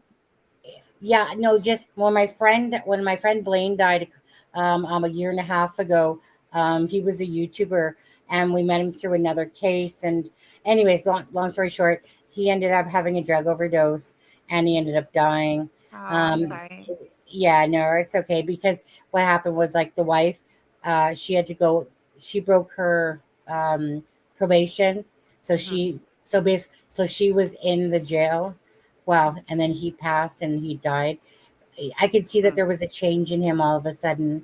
Like he was doing well, but obviously like my niece struggles with math, but you know, obviously whatever he had took that day, you know, maybe it was a mixture of how the meth was made, whatever. I don't know. I don't do that type of stuff. Never did. Well, I mean, I'd done pot back in the day and hash and, you know, ash and shrooms. That was it. That was when I was like 21 years old. But anyways, so when I was asking about Blaine, this thing literally was just like this. It was just like this. Wow. Right? Yeah. And so I know myself that I'm not doing it. There's sometimes I don't get an answer. It's very weak. Like this one would be a weak circle at the moment. And actually, when I asked it the first time, it was a circle, but it was a weak circle. But anyways, so yeah, so it's just kind of crazy the energy that you do know kind of comes off of here because especially when you know it's almost like somebody lifting up a necklace and yet you're not doing that. You're not like how am I making this kink if I'm holding it like this? How am I possibly making this piece of whatever chain like rise like that? So I thought, okay, talk to me. And then I'm just like, but you know, maybe I ask it. I don't know. I only play with it once in a while. I always typically use my brain and thoughts more over anything myself. I always stayed away from cards. I do have some cards, and I always want to learn. But honestly, I always felt that I didn't want to take it to that level because as a child, it's like I'm told like stuff like that is more like on the evil side. So so you kind of get that interpretation. It still sticks with you that if I do this, am I inviting some evil spirits in as well and stuff like that? So I just always kind of stayed away from even like pendulums or cards, stuff like that. Ouija boards, especially, you know, like Ouija boards give me the heebie-jeebies bad still. Yeah, Ouija boards are they're creepy. I do hear you about the cards, and I was like that for a long time. I did start with astrology, but I definitely felt that way about It's called the Ouija board. What'd you say? Oh no, Joe said you got to call it a talking board. Ouija is branding. No, everyone under the sun calls it a Ouija board. Yeah. Did you say what was the one about asking about both kids? Oh, because it's separate answers. Oh yeah, I was thinking about that too, Amanda. Because I was thinking, oh, a week ago, if you're asking about the two kids, it might have just been the one. Y'all are braver than me. These are not questions that I ask, and I use tarot every day. But the people that use tarot for true crime are much braver than me. Oh, it's called a planchette. Okay, it's still evil though. Definite on alive. Listen, same here. My mom never let me have one. Yeah, my cousin, my parents are super Christian. My cousin brought the Ouija board over because Just did, she right? couldn't do it by herself. So they had look at Amanda's comment 15 minutes back. I think it's the one we just read. But they she couldn't do it by herself, so she had us do it, and we were just like 7 and 8, and she was a teenager, and it definitely told me I was going to be murdered. I was worried about that for a solid 20 years, but again, we made it. Keep talking for a second. I'll be right back. Okay. The thing Keep about talking. the planchette or blanchette or whatever you called it, the thing about it is that you are speaking to spirits, but who are you talking to? And the thing about Ouija boards is a lot of times they just attract like a lower level entity. And if it's just kids, then they will just I'm not the only one that's had Ouija boards just like say crazy stuff to them. So they kind of like you're playing with them and they're playing with you. You know, I do cards, but I can never do true crime. Correct. Same. Because we don't ask questions we don't want to know the answer. I don't ask questions I don't want to know the answer to. And with cards, it's very, very difficult to do yes or no questions anyway. But I'm a person, even if I'm listening to a true crime podcast, sometimes I can break into like the vision will burst through and then I'll start seeing the whole thing and it gets really intense. So I know that if I were to invite that energy and immerse myself in it with the cards, that it would probably put me in a scary and dark place almost all of the time. So yeah, we had to do. Oh yeah, everybody. I don't. These Ouija boards back in the day were just—it's like moving your head. Yeah, it's really scary. Yeah, Ouija boards were really like an epidemic. Back in the day, I feel like I don't really see them anymore, but they were definitely out here. And I know if my parents had known about it, they would not have been in support. But this same cousin also had me watching The Shining when I was 9, which is so scary. It's a no. Okay, I'm just gonna look at some of these comments. Sunny's birth month is July, I think she said. Can we definitely get... Man, you got me, don't deal with the Uranus thing. I used to do true crime during COVID and I can never do it again. Oh, I can't even imagine. I cannot even imagine. Okay. Yeah, I can't even imagine. As an astrologer and with tarot, I mostly deal with oh yeah, you could definitely get them at Toys R Us. It was a thing. But as an astrologer and with tarot, I mostly deal with people on a personal level and their relationships. Wait, Daniel, since truth hurts, but it has to be told or something. Yeah, he did.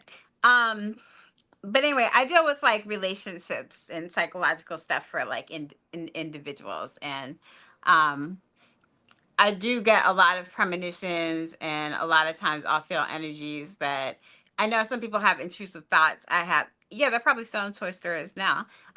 People have intrusive thoughts, but I have like intrusive spirits, and I definitely would not want to get too deep into doing something like this where we're just doing the charts of two people that are involved. It's kind of like I come from a background where I'll do reality TV stars, and I consider it to be kind of like the same thing. It would be different if we were doing a reading, like are they guilty, or let me step into their energy. Like I don't need to step all the way into the energy that way. So let's see, what else do we We have? did we talk about Cindy Murray, Malaya's mom, at all? No, but Malaya's chart talked about her mom. Right. I feel like you said something and I don't remember at the Yeah, moment. so in everybody's birth chart, the sun and the moon, the sun represents the archetype of the father and the moon represents the archetype of the mother. And so you can tell about people's parents from their chart. And Malaya has Sun Venus and then Moon Venus and Sun Jupiter, which means both her mom and her dad are very magnetic personalities. But you can tell in Malaya's chart that it is highly likely that her mom is cold and controlling to her. So the moon represents how you experience your parents. So I have 4 brothers, and me and one brother both have the same moon sign, and then the other 2 have completely different moon signs, but same mother. So everything is the same mother, but it's how we experience her.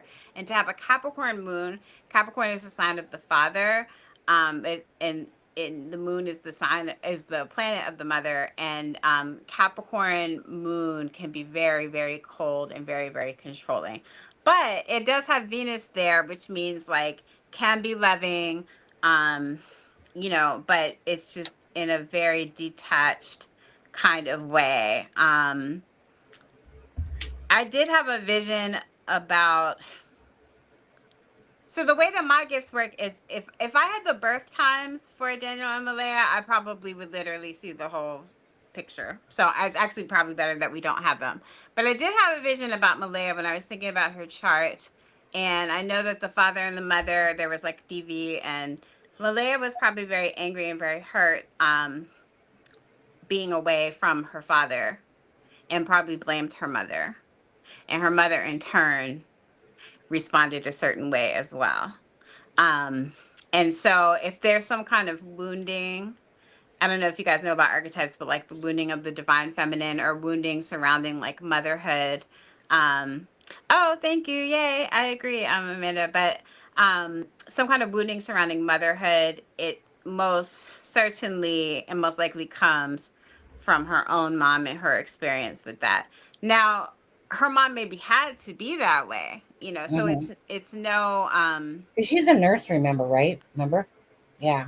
Oh, is she a nurse? Yeah. Yeah, my mom's a nurse. I know a lot of nurses. Nurses are nurses have a history of being a little controlling. I know they are helpful too, but they do have a history of being controlling. My mom's a nurse. She's a Taurus though. But yeah, I mean it is a caring profession. But that's not like a point on Malaya's mom's side for being a nurse. Definitely not. And like I said, it could just be the way that the person experiences it. And I would venture to say that Malaya has a very idealized vision and relationship with her dad, especially if she was separated from him for many years. So then she didn't have to experience, or maybe she doesn't even remember what it is that her mom experienced. So when you were talking about the sit on daddy's lap thing, you asked me about that yesterday. Yeah. This is a person that may be susceptible to seeking out that kind of fatherly like approval or love, or maybe wanting that for her child. But if that person doesn't have the best intentions, then it could very well be landing her how Slumbo was talking about it being cycles. It could very well have landed her child in the same position that Malaya was, if allegedly, if that even happened.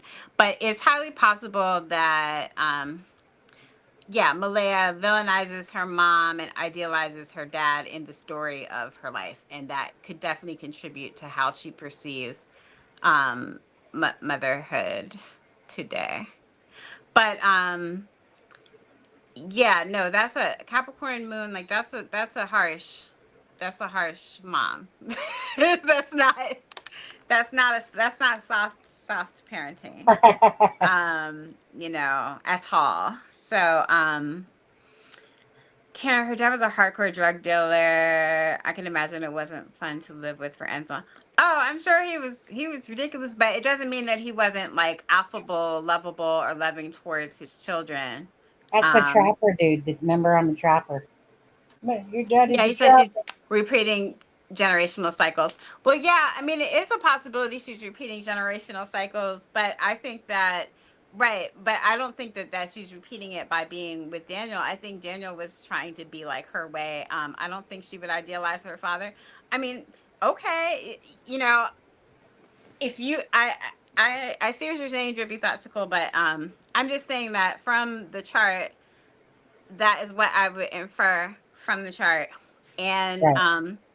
her dad's a bad actor. I mean, do you all not to be funny, but like, do you all think that drug dealers don't love their children? Because a lot of people will say that that's what they're doing it for. Now we know that that's kind of like a warped perception, right? But people that are criminals and even killers, a lot of them love their not SKs, okay, killers like in the drug world. June was expensive, yeah. We're still in June. We're only on June 13th. Oh yeah, no, Amanda's talking about how her family, they're like all Yeah, but Geminis. she said June was expensive. Yeah, I Oh, guess. maybe growing up, but yeah, Yeah, all the birthdays in June because I was gonna say Gemini stops at the 21st. but yeah, correct. But yeah, her dad was a tracker. I don't even know what that means. You guys seem to know what that means, but I know what that means. Absolutely. I don't know what that means, but it can't be good. But that Well, doesn't mean that he didn't love her and that she can't idealize him. All the more reason if she didn't grow up with him, you know. Were you gonna say something? yeah, well, tracker, it's no different if you're hunting for deer. You're trying to Okay. see where they went. Tracking is the same thing. You're tracking a person instead. Yeah, so her dad's on Facebook in the midst of this investigation for his missing grandchildren, talking about what you should next time tell me I'm a tracker, baby. Like that. That's not. Next I time get it. this I can see happens how her again, dad is. baby girl. I Baby can see how her girl. dad is, but it's easier for him to say like, "Oh, I could have come and saved you," whereas if they had a close relationship, then he would have known whatever he was talking Right. about, you know. Exactly. And so that's what we mean by idealized. But yeah, her dad being a felon, that has nothing to do with it. Meaning that she doesn't know if her mom was abused, and I think that that's on paper. I believe that's documented court documents. You know, that her mom had to get away from that abuse. Malaya might not even remember it, and just all she remembers or feels is that her dad was gone and her mom made him leave. You know, now her mom might have saved both their lives by doing that, but that's how a child is always going to remember. The absent parent is going to have just as strong, if not stronger, effect sometimes on the kid. So yeah, it sounds like he's an extensive criminal, but that doesn't mean that she couldn't have idealized him, especially if he wasn't present, you know. But yeah, he said he's a tracker. Okay, so he said I hunt people, baby girl. Like that's that's not, you know, that's not too positive, but that's maybe how she experiences or understands love. That is her dad after all. So, you know, that's love to her, you know, based off of that. Lauren, what is wrong with Bieber? Joe? I don't know, but I don't know. Is he sick? I don't know. The Bieber thing makes me so sad that I just don't read anything about it. So I really, as you can tell, First Nation or hunters, okay, they're taught very young to track and live off the land. Yeah, but he's talking about tracking the humans, though. He's not He talking probably about the thinks that he deer. can track an animal. It's really the same thing, to be honest with you. Yeah. But Like you're following, you're trying to find broken sticks, footprints, whatever, things that are out of place. Same thing as animals, really. That's how I see. Because I've watched these tracking shows, like where they're literally, uh, like they do these, shows like reality shows, and they got a tracker, and the tracker, chances are the tracker's a hunter, but they know what kind of to look for. So he's probably a good tracker like for animals, and pretty much coincides it with same thing as children. You're just looking for things, you know, to see if anything's been broken recently, stuff like that. Oh, I see. I see. My ex made the paper a few times. Yeah, Nice. I mean, the thing is that okay, so let's say we're taking Sloane's theory, for example, that Malaya trusted somebody on her side of the family, thinking it was this one thing, but it really was this other. If your father is really deep in the drug game, or your father's a criminal, then you are accustomed to that element, and you might not even have the kind of sight or the kind of you might not have your stranger danger instincts on point because you're used to being around that element of shade. So, for example, so that is how somebody could fall into a 1 situation sec. like that. Just reading. I'm just going to read Yeah. an email for a second. Go Oh, ahead. okay. Keep talking. But let me see what we're talking about in the chat then. My ex-husband was also in the paper a few times for bad things, but he was a great dad. Oh, I see. I see. His kid was his world. Just a shitty husband. Exactly. I mean, you find that a lot. Like, there's a lot of men that are terrible with their women, but somehow they find it a way, to be there for their kids, and it's not something that the kids can ever probably really understand because they're not going to experience that side of him. Children can experience trauma before they are verbal. Correct. They may not recall it. Yes, exactly. So some of the stuff that happened with Leia might have happened before she can even remember it, but it doesn't mean that it's not imprinted in her. It's like the body keeps the score kind of thing. So yeah.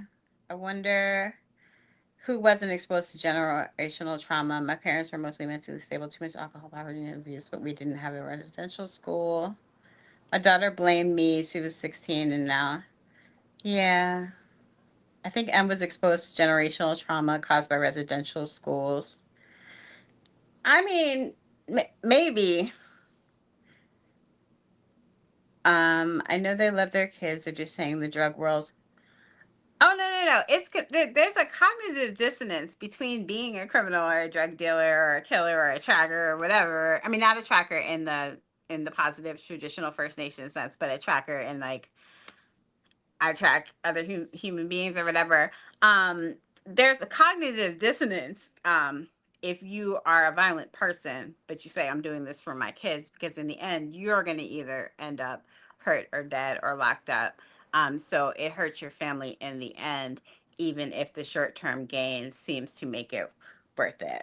I was just saying that just because your dad is a criminal doesn't mean that you can't idealize them, because you absolutely can. So, what else? Anything else on here? Highly intuitive. Whatever, or whatever else you want to bring up, like to do with the case and stuff like that. Like anything else that you want to. Yeah. Like if I'm there's trying to think if anything. there's anything else I need to bring up. Well, Um. the only other thing. Oh, go ahead. No. You go ahead. Not to bring up old stuff, but the detective who susses out deception. Not going to name any names, but did a video today saying that Daniel said he has 7 people in his household, and that is proof that there were other adults in the house when the children disappeared. And that is so weird because he's breaking one of his own rules, which is not to assume things that were not stated. And so I just wanted to get everyone's opinion on it. When Daniel said he had 7 people in his household, I feel like he's talking about all of his kids, him and Malaya. What do y'all think? Well, I mean, he was saying we were a family of 7. Now Right. it's just me. So he's including his 2 other kids, and then obviously him, Malaya. Oh no, And but deception. Oh, sorry to interrupt. yeah, what? Go ahead. What is deception? The detective of deception made an entire point about the fact that he said 7 people in the house means that the mom and the brother were there, and why isn't he questioning them? So I was just bringing up that Oh yeah. this person was that I really, really liked his videos and his channel, but he's really discrediting his own self in recent days. Honestly, maybe it's just because I'm more aware of this case, but everything he pretty like a lot of what he says is just bogus to me, to be honest with you. I don't watch him anymore. Right. Because like meaning because he is uh self what it was trained whatever Oh, whatever he right. calls himself. But Self-taught. anyways, again, after watching how he handled Daphne's stuff and how he didn't do his due diligence and what he was saying, and is like regardless, like just simply regardless of anything else, We because can't we take anything follow. you're saying I seriously anymore. no, I can't take anything he says seriously anymore because Right. now I just know he's full of fudge, a lot. Yeah. And even Belinda, which is of course the paternal grandmother, like she's basically it's almost like what's he even going on about? Like it's like he doesn't even know what he's basically talking about really, like he's behind or something, like Yeah, it's weird. It's like it's and not it's weird, but he really has exposed himself with this situation. well So he did, and that's just it. To me, he has exposed himself for actually to me, that's why I won't watch him anymore because honestly, after the way he handled Daphne's posts. Well, like I don't care about the slag on our channel. I mean, that just showed exactly who he is as a person. But I'm talking, yeah, I'm specifically talking about is that people are going there for information, and his perception of everything of lot that I see, it's just a bunch of bull pucky to be honest with you. Like yeah. I can't take him seriously anymore. If he can't do his due diligence and you're just gonna take one. So what he did was he took Daphne's post, but even on like the text and that, it's like he's not doing his due diligence. If you're gonna say that you're some sort of professionally trained bullshit artist or whatever, then at least do your due diligence and have all the posts. So all he did was take one thing from another channel, which was our content, which was fine, right? He took one thing and he made himself look like an idiot because he Yeah. didn't have all 5 posts to go through. So he basically told all his viewers that Daphne's posts, right, who is the great aunt of Jack and Lily, that it's hogwash. You can't believe this and blah blah blah blah. So it's almost like no different than what he did do to our channel. He's trying to manipulate people's thoughts in a sense. And he Yes. did that. So if he would have done his due diligence and then said it was kind of like, I think this is a hoax, like I don't know that this is the right person, and da da da. But he didn't. He took a one screenshot, showed it, and then Right. called it hogwash. And he didn't have the rest of them. Because why? Yeah. Because I did. Because Charmaine sent them to me. Now, and then, like I said, then it got into the whole crap thing. But he didn't do his due diligence. And Right. if you're Which going to represent yourself as a professional, then right. act professional. Right, which is now we know that he's probably not as professional as he presents himself to be. So that being said, and just to wrap up, because I said I was probably going to stay. I told myself I'll probably stay on for 2 hours, so I'll probably No, head I'm out. I'm getting But tired anyway, myself. So okay. Because I was going to say, in conclusion, I just wanted to clear up the thing about Daniel's birthday and answer any questions about astrology. So if you guys have any more we'll go 10 questions. more minutes, eh? We got 10 more minutes. Okay. Yeah, we'll Yeah. go till midnight or 9 p.m. On y'all's side. But Yeah. tracking means tracking herds of animals to hunt. A tracker won't find a kid without an obvious. So the dad was actually talking about why didn't you tell me the kids were missing? Is that what the dad was saying? Yes. So Oh, uh, that's what I didn't understand. I didn't know if he was referring to the DV charge, DV oh allegations. And that's why I said, oh, he was hunting people. Because I thought that he was saying, like, oh, I'll hunt them down or whatever. Oh, he's saying, I'll track these kids. Sir, what are you talking? That actually makes it even a little, like, what are you even saying right now? And if you're a tracker, then go find your grandchildren. That's what I have to say yeah, about that. exactly. Like, Instead of what? telling how it is, why don't you just go get off your butt and do it? Go do it. Go do it. Do you know who like dad in his lap is? Like go find them. Um Oh yeah, right. I nearly died when DD had no idea. I know, Karen Powers. This is what I'm saying. Not that you. Okay, don't go over to his channel because we don't want to get you upset. So there's no need to give him any follows. But I really was watching this whole video, like, wow, like you, the deception of detectives, have shown me that I can see through you now because nothing you say has any validity anymore. You're just a really good talker. Yes, But I yes, think that you handled it really well. And I think that you may not realize this, Sunny, but you getting those texts from Daniel, you all getting those texts from Daniel, which I know just happened upon it, and also in speaking directly with Belinda. When I tell you that every channel, like you guys would get the information and then every channel would make a video about it. I mean, so yeah, you truly were like the when we were in high school we had to do DBQs, like document based questions. Like you guys were truly like the first hand source for the yes, entire YouTube community on this subject for the past yeah. 2 weeks or whatever. So you And really don't have to. Oh, go that was ahead. it. Oh no, I was gonna say that was the intent, though, right? The intent was to take that information from the bottom of our hearts to Right. give Raise everyone awareness. else the right, because and that's why I was like, I'm not marking, like, color marking these and watermarking them and stuff like that, because this channel's always just been pure and true, right? So it was kind of one of those things that after a while, when people are shitting on you, you're like, well, you know what? I was being like, we were being nice by just letting people take an actual screening with no watermarks on it and use the content, because that was the purpose.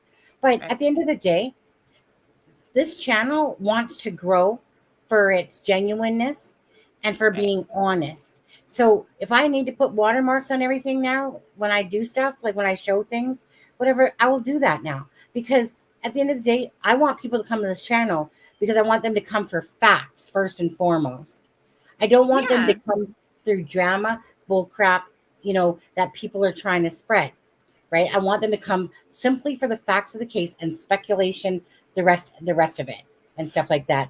But this channel will never, but the whole point was to do it for Belinda, right? Like, meaning Belinda's the one that answered me back. So it's by the graciousness of Belinda that she said, like, I would literally keep asking her, hey, can I say this, or can I and then I was like, hey, can I show the screenshots? So because, like, on YouTube Land, you need receipts, right? And so, and she was, the only thing she only requested was that we don't, really talk about her son, right? Percent. I mean, she knows her son. She knows what happened in Malaya's and Cody's relationship. She knows that, his life. So I mean, So it's his son. So no matter what, whether he's a butthead at times, or or whether he's really good, he doesn't have nobody, to do with like, he this. had nothing to do with the disappearance of Jack and Lily. Right. And because he had an alibi, first of all, and because, again, so, like, meaning if he doesn't have anything to do with it, then, if he did have something to do with it at Mhm. all, or I even thought so, it would be a little bit different story, because I Right. just I just want to put out truth regardless. Truth. Yeah. So Let I the just truth want to hurt. say, from the outside looking in, as I was an outsider and now I'm in, now I'm inside, but I was definitely very much an outsider. Just know that what you set out to do, you are doing. And Yes. people do recognize that. And I really do think there was a bit of competitiveness or jealousness, because if it wasn't for you all putting that Something. information out, there would have literally been Nothing. nothing, like literally Besides the nothing. little updates. And people just project what they would do onto you. So Yeah. so in terms of like, oh, you all are making this whole thing up, or you all are, it's like the loudest voices that were saying that, I really do think it was more of like a jealousy thing. And I think that um it really Yeah. is kind of like a big high Eh, school oh, it thing. is. And see, I don't do drama. Like, I mean, I'll joke around about it, but I worked with 26 females in cosmetics, okay? I would never sit with them hardly ever unless I had to. I'm just Right. not into drama. I always remember this poem by Dear Abby. It Okay. was, somebody said, somebody said suspicion cause because somebody said something like that. I know it better than that, but it's been a long time since I repeated it. Anyways, it just reminded me of, all this. Somebody said that somebody said that this happened, this happened, this happened. And it's kind of like for instance, I've seen it already, and Lana sent it to me today, where this person and somebody put one on a post saying, I heard that Malay has been arrested. Is this true? Mm-hmm. Are you that gullible? Are you that gullible? Really? Like, seriously? Right. Use your brains. Right. And yeah, so I just think that, it was definitely just some jealousy. And also just, if you notice, a lot of people attacking you were male. And I just think it's like this thing of like, well, my way is the only way to do things. And we'll say again, like, you have unique qualities as a woman, or a woman in this space, and Charmaine in this space, and that you were able to gain the trust, and also conduct yourself as you promised to do, which means you gain more trust. So they get the goods. Yeah, I come here because they get the goods. I mean, that's why I started listening too. Well, if another Canadian channel had the goods, I'd be over there, right? And I always take things. I mean, of course, I understand that as a fellow creator, in a sense, that if somebody else is saying they're talking to a family member, right? Like, honestly, I still do my homework myself to go, okay, like, can you, because the whole point is, if you have something to show and say, then you best have receipts to back that shit up. So if they are sitting there putting out this crap about Daniel and abuse and all that, then give me receipts then. Show me receipts. Show me your receipts when you're saying something like that. Yeah. So other than that, go ahead. Like, don't say it. So I just wanted you to know that you're doing well, to continue what you're doing. I do think you're welcome. I do think there is like quite a bit of jealousy, and don't be concerned, because like I said, it's kind of like a high school thing. So not everyone's going to speak up and give you like your kudos or whatever. But yeah, just continue to stay the path, and just know, as an outsider, there were several different people that were exposed to me for their way of thinking, just from the way that they spoke to you all. It was just I was and that's okay. Mind blown. I was what? Honestly, it's, to me, I'm not mind blown by it. Like I said, the only one that truly bugged me, I think it was because at this one particular day, it was like, God, you guys are just shitting on us. Like, really? And like, because they were talking about how gullible you are, how dumb you have to be. I know. And it was just like, and it's like, and the thing is, like, for instance, like that Mike Damon guy, dude, I freaking got your number. A weirdo. My brain cells are double yours, dude. Seriously. But it's like such a weirdo. But in his heart, he knew y'all were right. In his heart, he knew y'all were right. You know what? I told Belinda, basically, trust me on this. I know what I'm doing. Right. So drama causes a widespread. People are talking about it. So I'm very much aware that drama causes that. So it's kind of like, you know that, and you watch it work, and then it's like, okay, back to my stuff again, right? Yeah, and it's important. Oh, sorry to interrupt. No, that was it. It's important for Belinda to put that out, because she caused an entire ripple effect of awareness in what would have otherwise been a vacuum. So in that way, like, it's good that people were talking greasy. But at the same time, everybody was using that information as a source, and still are. Yes. So yeah. So you know what? And the only thing that I'm proud with it all is that we're doing exactly what I always would love to do on any case, is bring awareness. Yes. But for Belinda, because she chose me, right, to talk to, and like I said, she watched. She said she felt like I was the right person.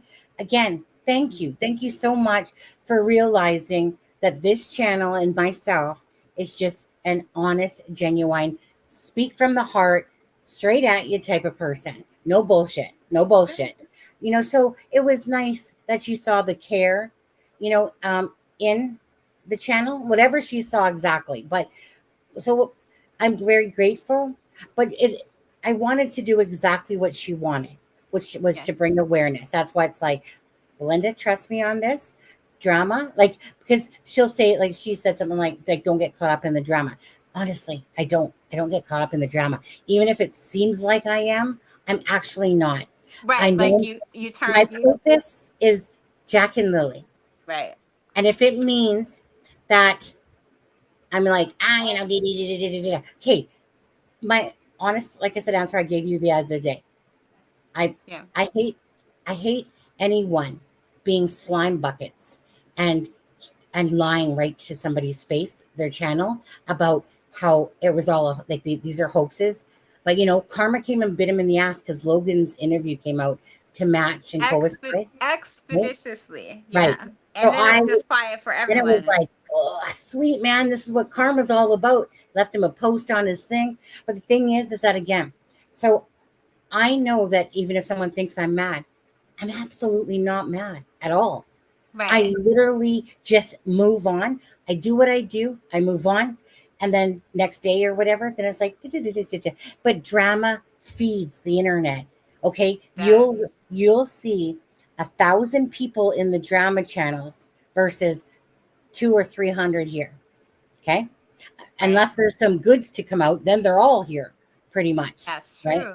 But the thing is that people love drama. And so they go to those channels. I don't care how the information gets out there about Jack and Lily, really, because at the end of the day, even the false information, that's just us all talking, people just speculating and whatever. Bottom line is the RCMP are going to be the ones to sort this shit out, or whoever else, or or somebody comes forth with information to help aid in the investigation. Right. While we're just sitting here speculating. So it's one of those things is that, yes, it sucks to have false information because you do want people to have the correct information, but it's so out of control, the drama and the absurd things that people put out there, that there's no control over it. So it's like fighting a never-ending battle on that. So that's why you can't do too much fighting on the internet. Yeah, because you will not win. You just take care of this channel and that's it. Yeah. All right. Well, it's 12:04, so I'm gonna hop off. I don't know if you're gonna end the stream or you want me to just go and then you end the stream. Well, go ahead. Just say goodbye to everybody. Thank you, Lauren. Goodbye, everyone. It's been a pleasure. It's been a lot of fun talking to y'all. And let me know if you have any questions. You know where to find me. And if there's anything, just always, you can email me. Like, so if there's anything you were like, hey, Sunny, I want to talk about something. Just send me an email.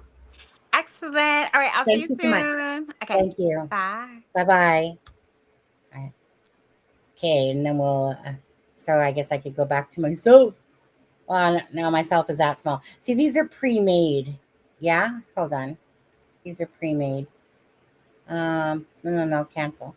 One sec. Which is the one I'm on? I think it's this one. I think it's this one. Sorry. Where's my edit button? Am I on this one? I'm not on this one. I'm on this one. Edit. What does it say?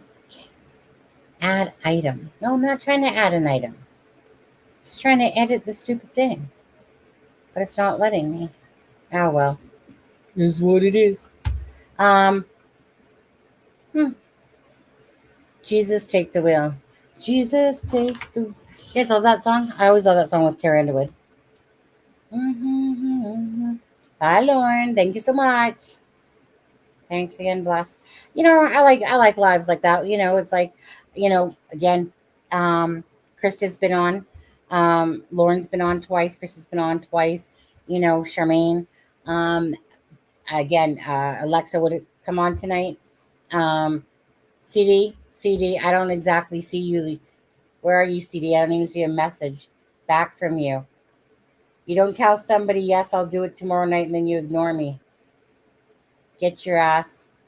CD always has kids first. It's always kids first, but I said, when can you come on? CD, are you listening to me right now? I said, when can you come on? He says, tomorrow night. And I said, well, if you're gonna say tomorrow night, then promise me, right? Because I don't want to do what happened last week, and then all of a sudden I switched dates to go see my sister on the other date, and then I get bailed on, right? Well, he was doing stuff, he said. But either way, I switched my day with my sister around, and then that never happened. So I didn't want the same thing to happen. So I thought I'd do a live today, and I'm going to go to my sister's tomorrow. And no, nobody not changing my plans. Mind you, last week I ended up being not well. I ended up having some sort of flu for a couple of days, it seemed like. I just was fluey, sore throat, and yeah. So probably worked out well anyway. Always does, right? All right, people. Let's see here. Jane, thank you so much for the super sticker from England over there. Miss Dog Lover, England as well. $4.99. Miss Dog Lover again, $9.99. Sorry, Miss Dog Lover. Thank you to Shelly, Maya, and shit. I see your name. I do. Amy, that's it. It's because I keep seeing the last two parts of your name before I actually see the first name on there. So thank you for the coffees. The taco. All right, drama. You guys still want to keep hanging in there? Yes or no? 1 for yes, 2 for no. You guys still want to keep hanging in here? I could do a little bit more if you guys want.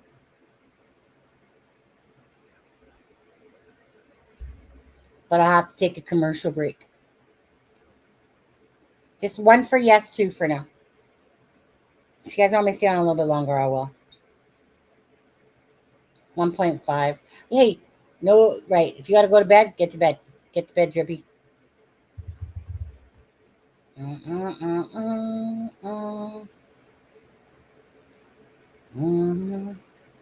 Native girl, they got jujitsu something on permission to do a lot.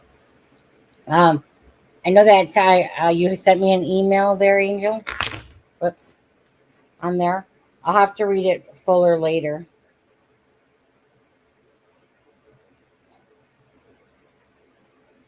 But anyways, to answer your question though, yeah, you can, I mean, if you're talking about through email, you can send me whatever you like or however you want to do it. If it's a different way, then you'll have to let me know. So fine. You know what? I want to go back. You know what? Let's quickly watch those couple minute videos again. Bang, you know which cases I couldn't give you a shit less about. I do want to watch those videos. I always sometimes, when they're just little short ones, I like watching them. So 1 second, present. I'm going to watch this one first. I want to watch these again. County for us this evening. Wait, oops, my bad. Good afternoon, everyone. The American people have... Todd, Lily Sullivan and her younger brother Jack were last seen in May, and since then investigators say they've chased down every lead. RCMP confirmed they've spoken with 54 people, conducted polygraph tests, and have received close to 500 tips. But yet, there's still no sign of the siblings. Jack and Lily's stepfather says he was the first to volunteer for a polygraph, hopeful it would help the search and ease public speculation. I know it would be a big help in the case and kind of narrow down maybe some of the speculations and just provide more evidence. Daniel Martell says during the polygraph test, he was asked several things, including whether or not he was involved in the disappearance of the children. He says both his cell phone and that of his estranged wife were confiscated and searched by investigators. This and weeks of interviews, there still hasn't been a major break in the case. And for their stepfather, the silence inside the once busy home is deafening. Going from a family of 7 to just me, I mean, I have nothing but time to just think. RCMP insists this is still very much an active investigation. They're reviewing surveillance footage and following digital evidence. But the emotional toll has already left its mark on Martell, including the loss of custody of his daughter, Meadow. I haven't even got to see my own kids, not even Meadow yet. But I'm still hopeful. I have supervised visits coming up that are granted by CPS.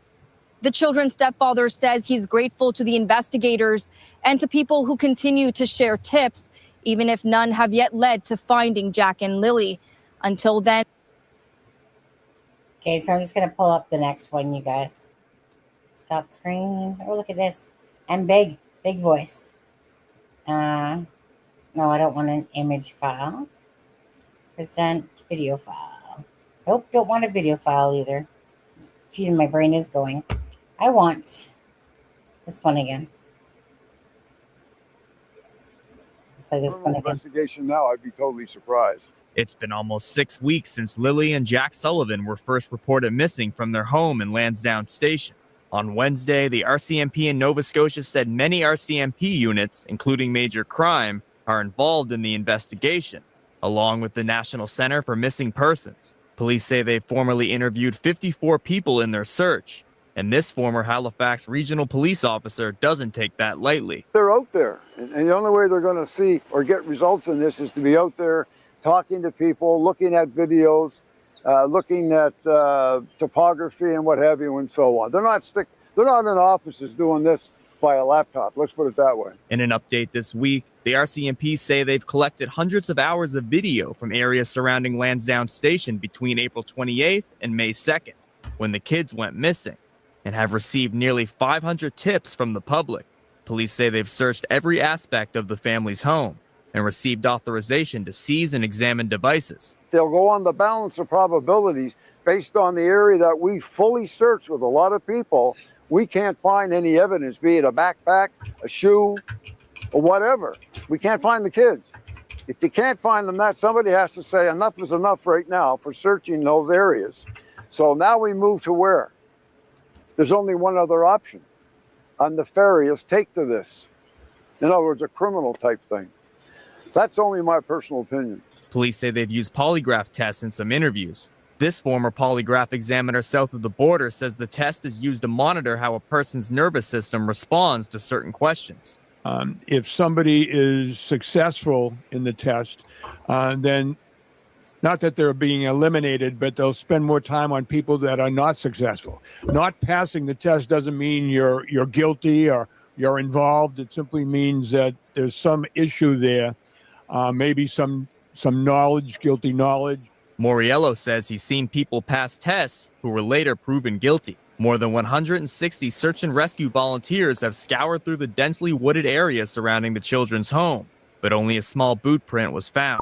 Police continue to refer to the case as a missing persons investigation. They're covering it all, everything they can. And you only do that in depth when there's a criminal investigation with major crime on scene. They're not there just because they're major crime. They're there to do their major crime work. Mitchell. Okay, so absolutely, they're there to do their major crime work. Okay, so let's see here. I'm not gonna even. I was gonna show those messages, but they're so stupid about the whole Brooks family coming out. I can't even be asked for the stupidity of it, to be honest with you. It was written by AI and the rumors probably got started. Yeah, okay. Yeah, so go back to that. So Logan would have been there, Daniel. Now, I don't know how true it is either, but she didn't leave by ambulance. Apparently, she was in the ambulance. So she left through the briefing that was going on.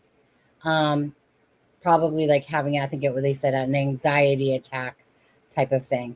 So she basically was in the ambulance. Then her mom, did Logan actually talk about the ambulance? Then her mom says something to her, and she doesn't even take her car. She goes with her mom within 5 minutes. Logan says she's emptying out her vehicle, because that's what Daniel said, right? Was that that his cousin, which is Logan, female, Logan Ann McKenzie, was supposed to take Meadow, and then all that changed within 5 minutes. So Yeah, thanks, Lauren. Now, see, I get that some people are looking at this, and I think what I'm going to do here is 1 second here. I'm going to go home on this. Home. Okay. Okay. So let me pull up. And I'll take my banner off the screen, or the true crime off the screen, and I'll take myself off in a second. We're going to bring up Malay and Belinda's messages again. Okay, so you guys should be able to see that. Oh, you guys can see that with me here, to be honest with you. Okay. Even though I have to still be on the other page to read it and scroll. Oh, no, I can't scroll in this one. Oh, I guess I can. Yeah, I can. Okay.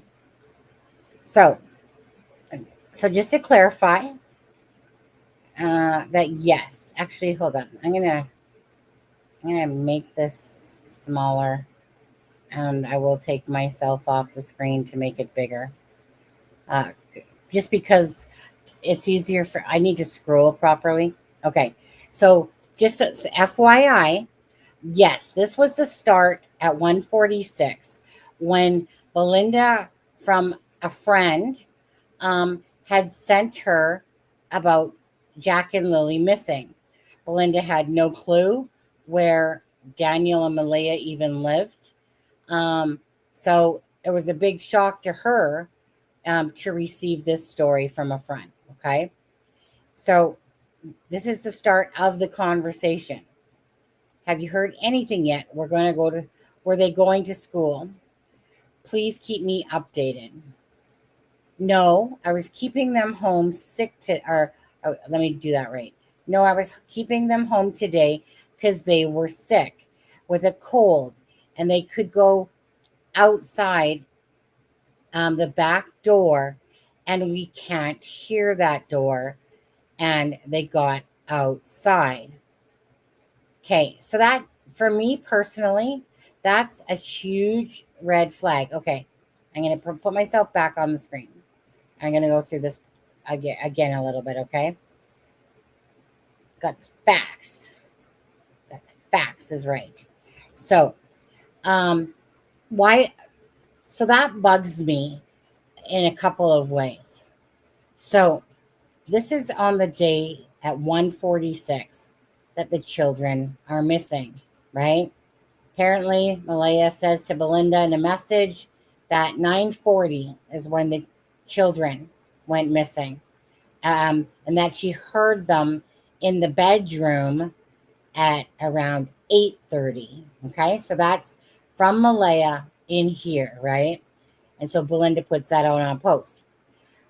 Why this bugs me in a couple of ways personally is because this is a grandmother who has not seen Jack or Lily for 2 years. Okay. And it's like she's giving very much details in this. I can't imagine, if I haven't spoken to someone in 2 years, my children are missing, and I'm going to be oh yeah, oh, another person,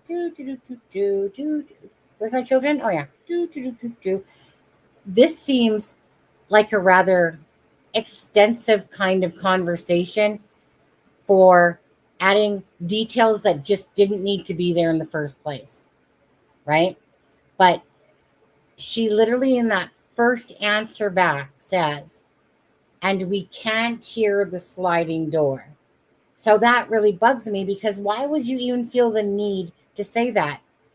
You know, she probably hasn't spoken to her too much, but all of a sudden, at this point, she's already giving her these fine details that you can't hear the back door. Instead of just saying, like most people, you know, would have said, that they got out the back, they must have got out the back sliding door.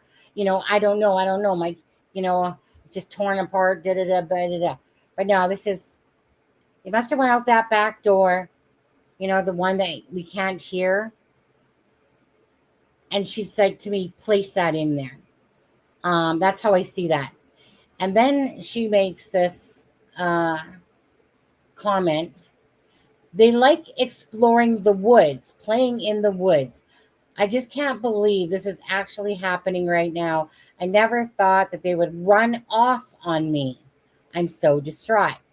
So, according to Daniel, these kids, and according to Daphne, but let's take Daniel, the children do not go play in the woods unless they're underneath supervision by Daniel, apparently. But anyways, so she's not saying abduction here.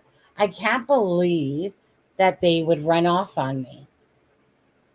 Well, I don't know, because they're always supposed to be supervised, and you're saying you can't believe that they would run off on you. So she starts off with that as her story, right? To Belinda. Are we missing a part here? In the woods under. Why does that seem wrong? Oh, my bad. There we go. Under the woods, under our supervision. Again, to me, she's placing always that they can't hear the back door when it opens, but yet these kids are always under our supervision, but they like playing in the woods, right? Under our supervision. Okay, so yeah, but again, I never thought that they would run off on me. So why would you think the woods then, that they ran off on you?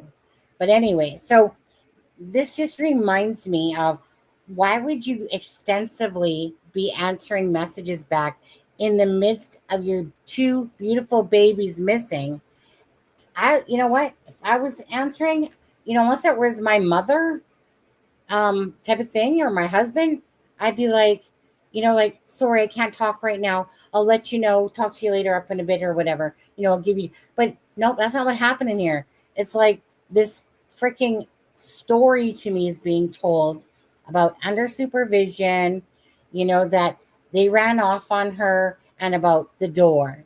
Okay, I look at everything, right? Whether it's for Malaya or whether it's for Daniel, I'm looking at everything. And then, like you guys, is that you're deciding on what your, hypothesis is. No, that's not true, Capers. They do tell you your results. So that's not true. I don't know why people keep thinking that they don't tell you the results.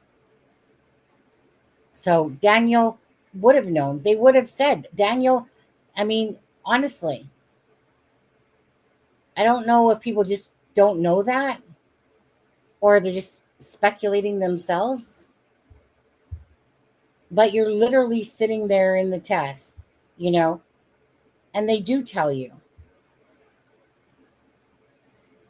But so in saying that, I'm pretty sure if Daniel didn't hear the answers, you'd have to, again, do you honestly think logically that Daniel is such a dumbass that he continues to lie and lie and lie and lie and say things like this?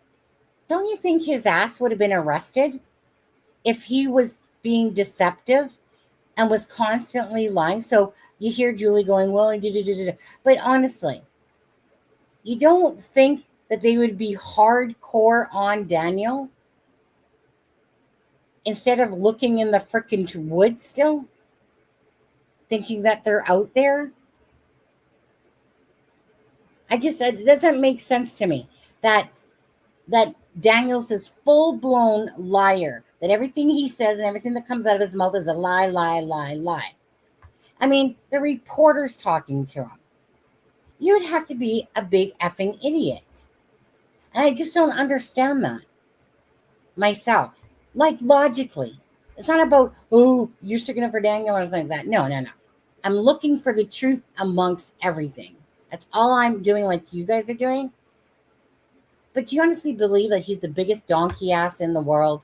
That literally every time he's in front of a mic, he's just, hey, RCMP, guess what? I'm going to tell another lie. Make sure you watch me. Really?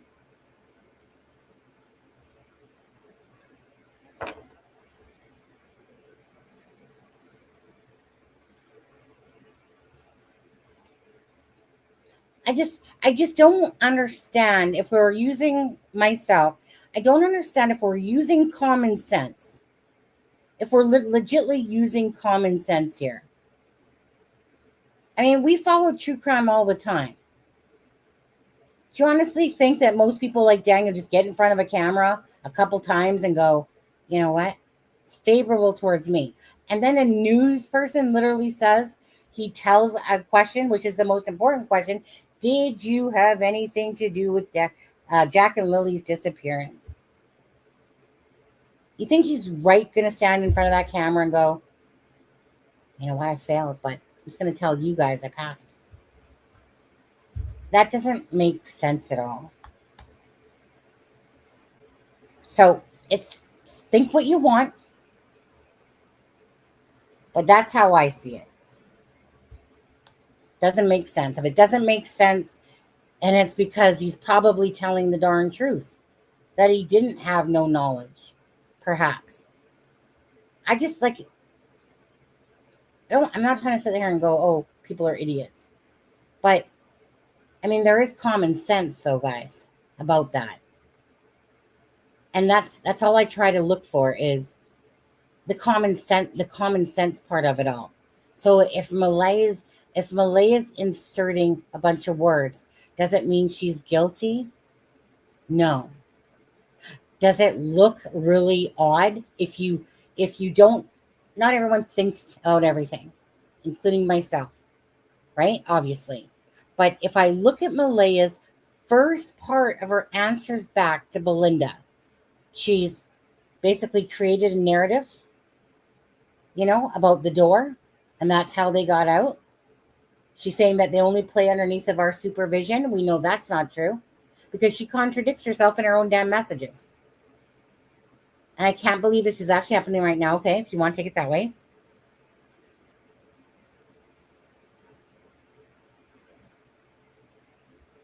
Oh, well, okay.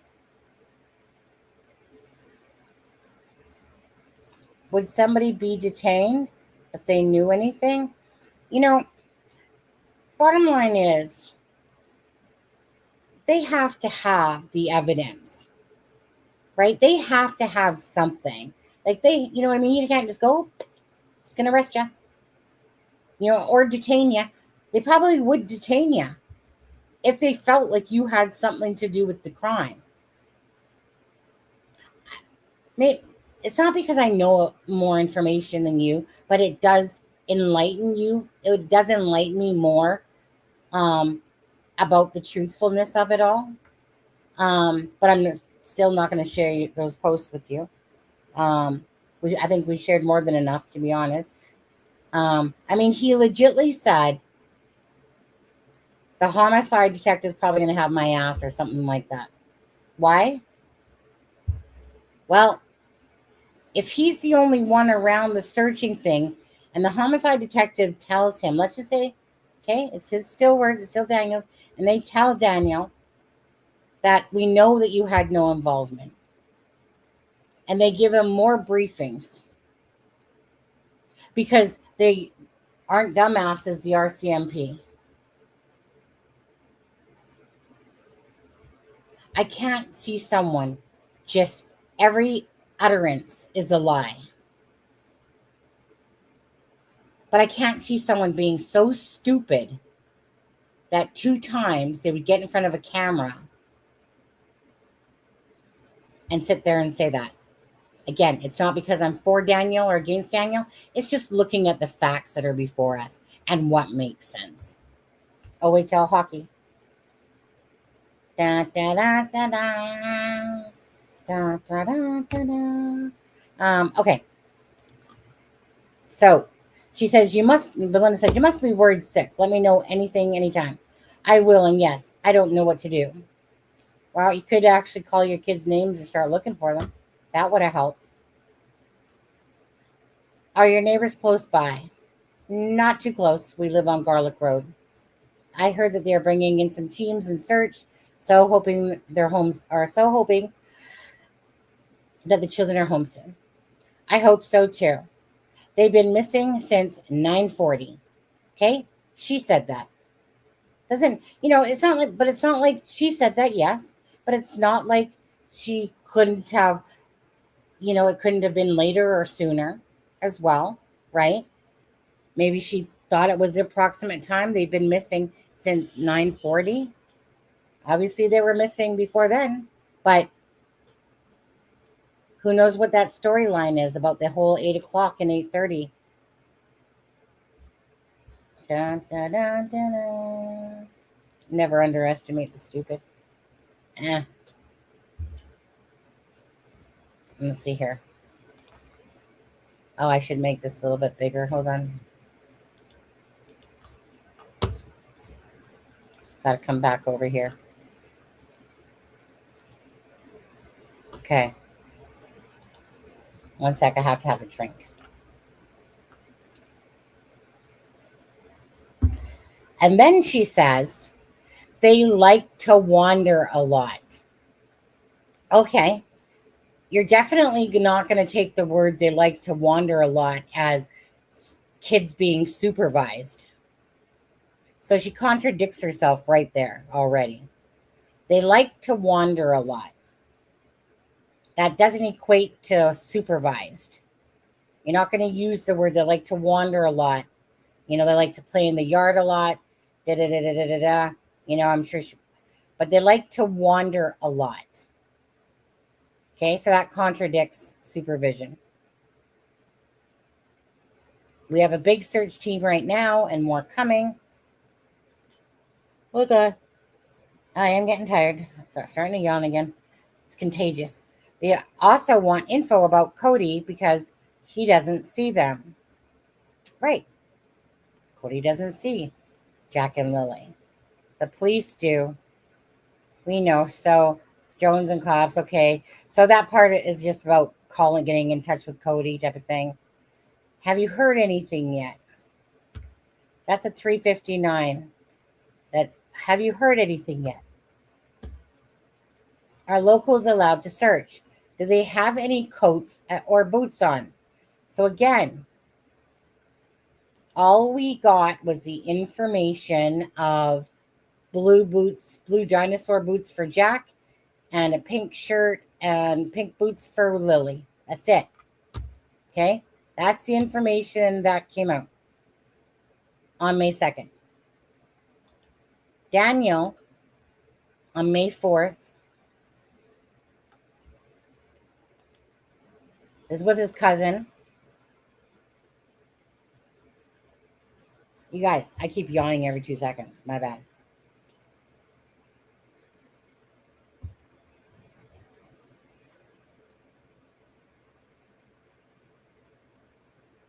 Do we really think that while they are trying to figure all this shit out, they are trying to remember the time? Depends if it's planned or not. Depends how the whole situation went down, to be honest with you. The true situation. So anyways, but in this message from Malaya at 3:59, not yet. They have boots on, and Lily has her white backpack with strawberries, and she should be in pink, and a Jack in dark colored clothes. So you knew all that at 4 o'clock, but all we got was blue boots, pink shirt, and pink boots. This doesn't even say anything about the nappy though, but anyways. So Belinda was talking to the cousin, Logan. Oh my God. I don't know if I can get through this without freaking yawning. So Belinda was talking to Logan when she was on the property. Oh, I forgot to ask her about that backdoor thing. But anyways, And Logan said that on the 4th, Daniel and herself checked the clothes of Jack's to see what was missing.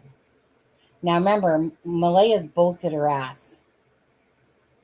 So Logan said that, right? You honestly think now Logan's going to be in this big master cover-up of some sort of crime for Jack and Lily? Probably not, right?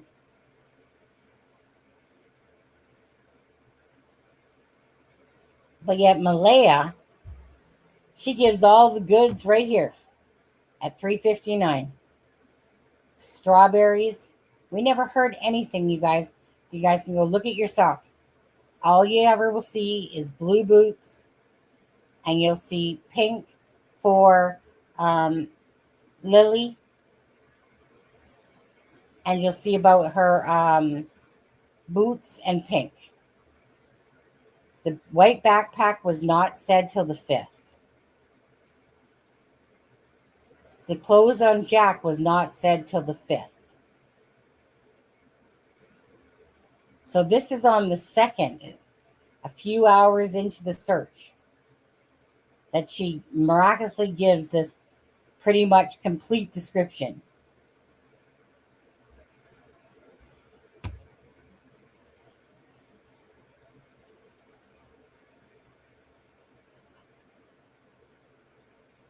Oh my God, you guys, I just can't stop yawning.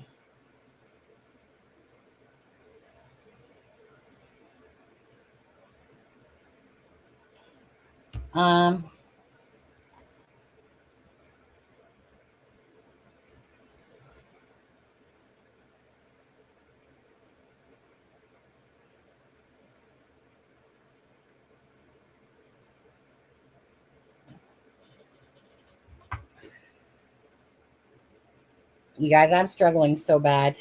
Seriously, I keep yawning every 2 seconds, and I'm literally, like, legitly so tired.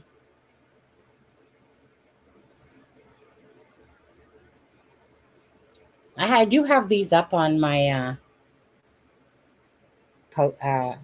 channel posts or whatever. Yeah, you know, I have to go visit my twin. It's not. I want to finish this, guys, but I keep yawning.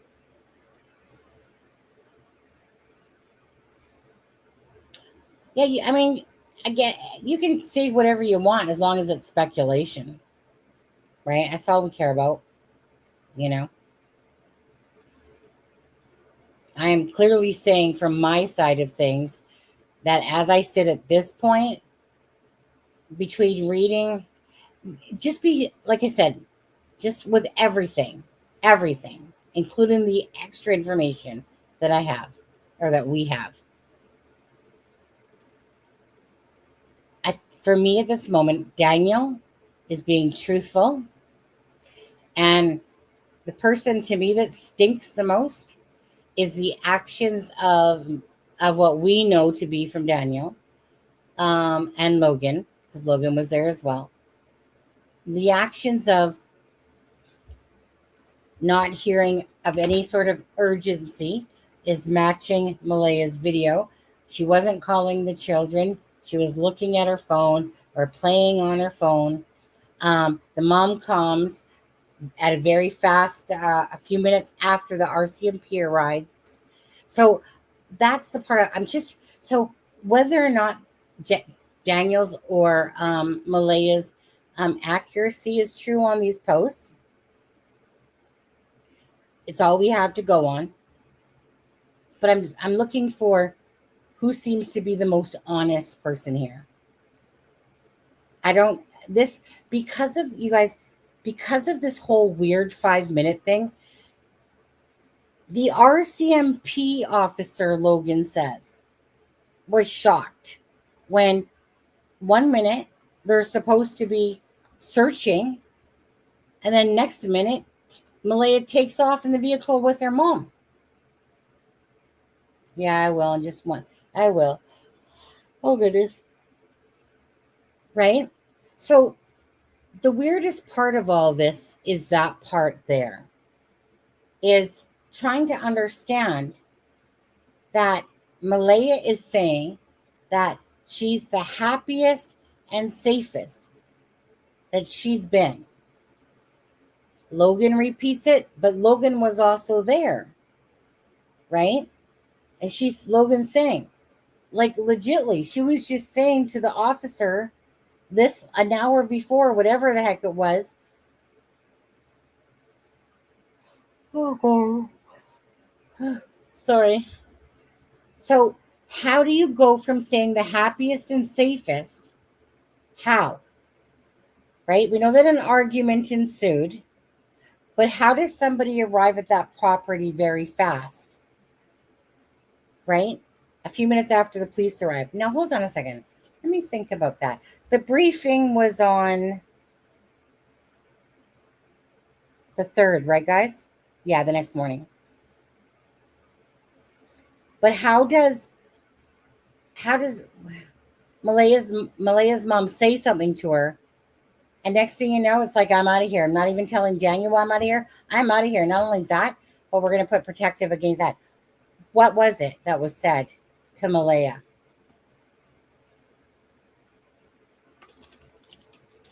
That's absolutely where for us, where that key lies to the answer is, how would Malaya, who Daniel was very clear to say doesn't even like her own mother, and her mom manages to be like, say something to her? Did her mom say we have the kids and threaten Malaya? Because Daniel keeps saying how much her family doesn't like him. Do you honestly think that everything Daniel said is just hogwash, even in his text messages? That it's just a bunch of hogwash? Or Malaya's a bunch of hogwash? The reason why she stands out to me the most is because of that particular part of it. How do you go from saying that you're the happiest and safest, and then within an hour you've changed your mind and you hop in a vehicle as if to say, arrivederci, I'm out of here?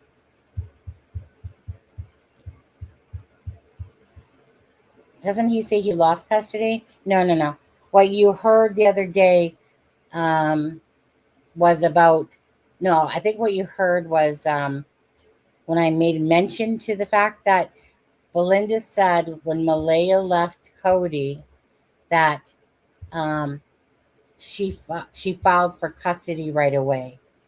And she probably thinks that's the same thing that's happening with Daniel, that she's filing for custody right away. So I don't believe, honestly, myself, again, not being a stupid toad here, I don't personally believe that Daniel was abusive. I'm sure that they said some words to each other during the heat of things, but I'm not seeing him as this abusive person, and I'm pretty on point when I look at a situation or people in general. It's people, honesty. I keep second guessing myself, and I know I shouldn't. My original gut instinct was that Daniel had nothing to do with this. Everything that they keep showing just reminds me that I feel like I'm absolutely right on that myself. For me, okay? Doesn't mean you have to believe it. But it's like, it just seems like a whole lot of railroading shit going on. It just feels like a fucking act set in motion.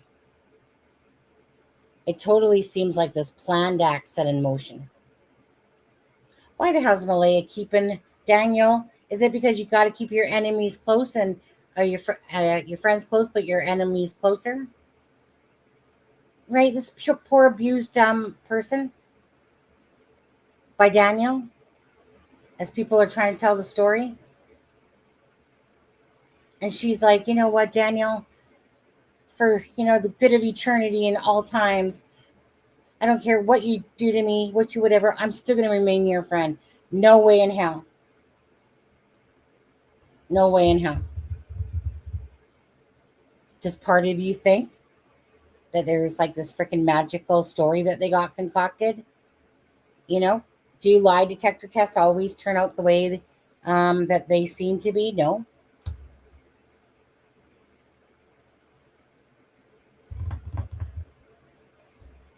Could be. Could be, Valerie. Okay. I am too freaking tired now. I can't say no more. Anyways, you guys can find these on the texts and stuff like that. I know that we've showed you more, so those ones aren't up there. But bottom line is, I gotta go. I am flipping tired.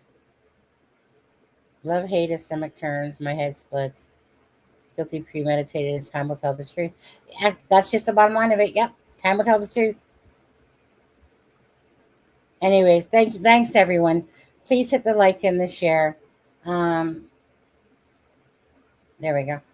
Please hit the like and the share for Jack and Lily. Again, blessed to Melinda. Thank you, Lauren, for coming on today. Thank you, Kent, for coming on as well. Thank you guys for being here. Thank you, mods. Just thank you, everybody, honestly. I know it's a case that we're all compassionate about, and we're just looking for answers. Hence why we put out the information to everybody, because we were allowed to. Anyways, God bless Jack and Lily and you guys. Have a good night, guys. If I forgot anything, my bad.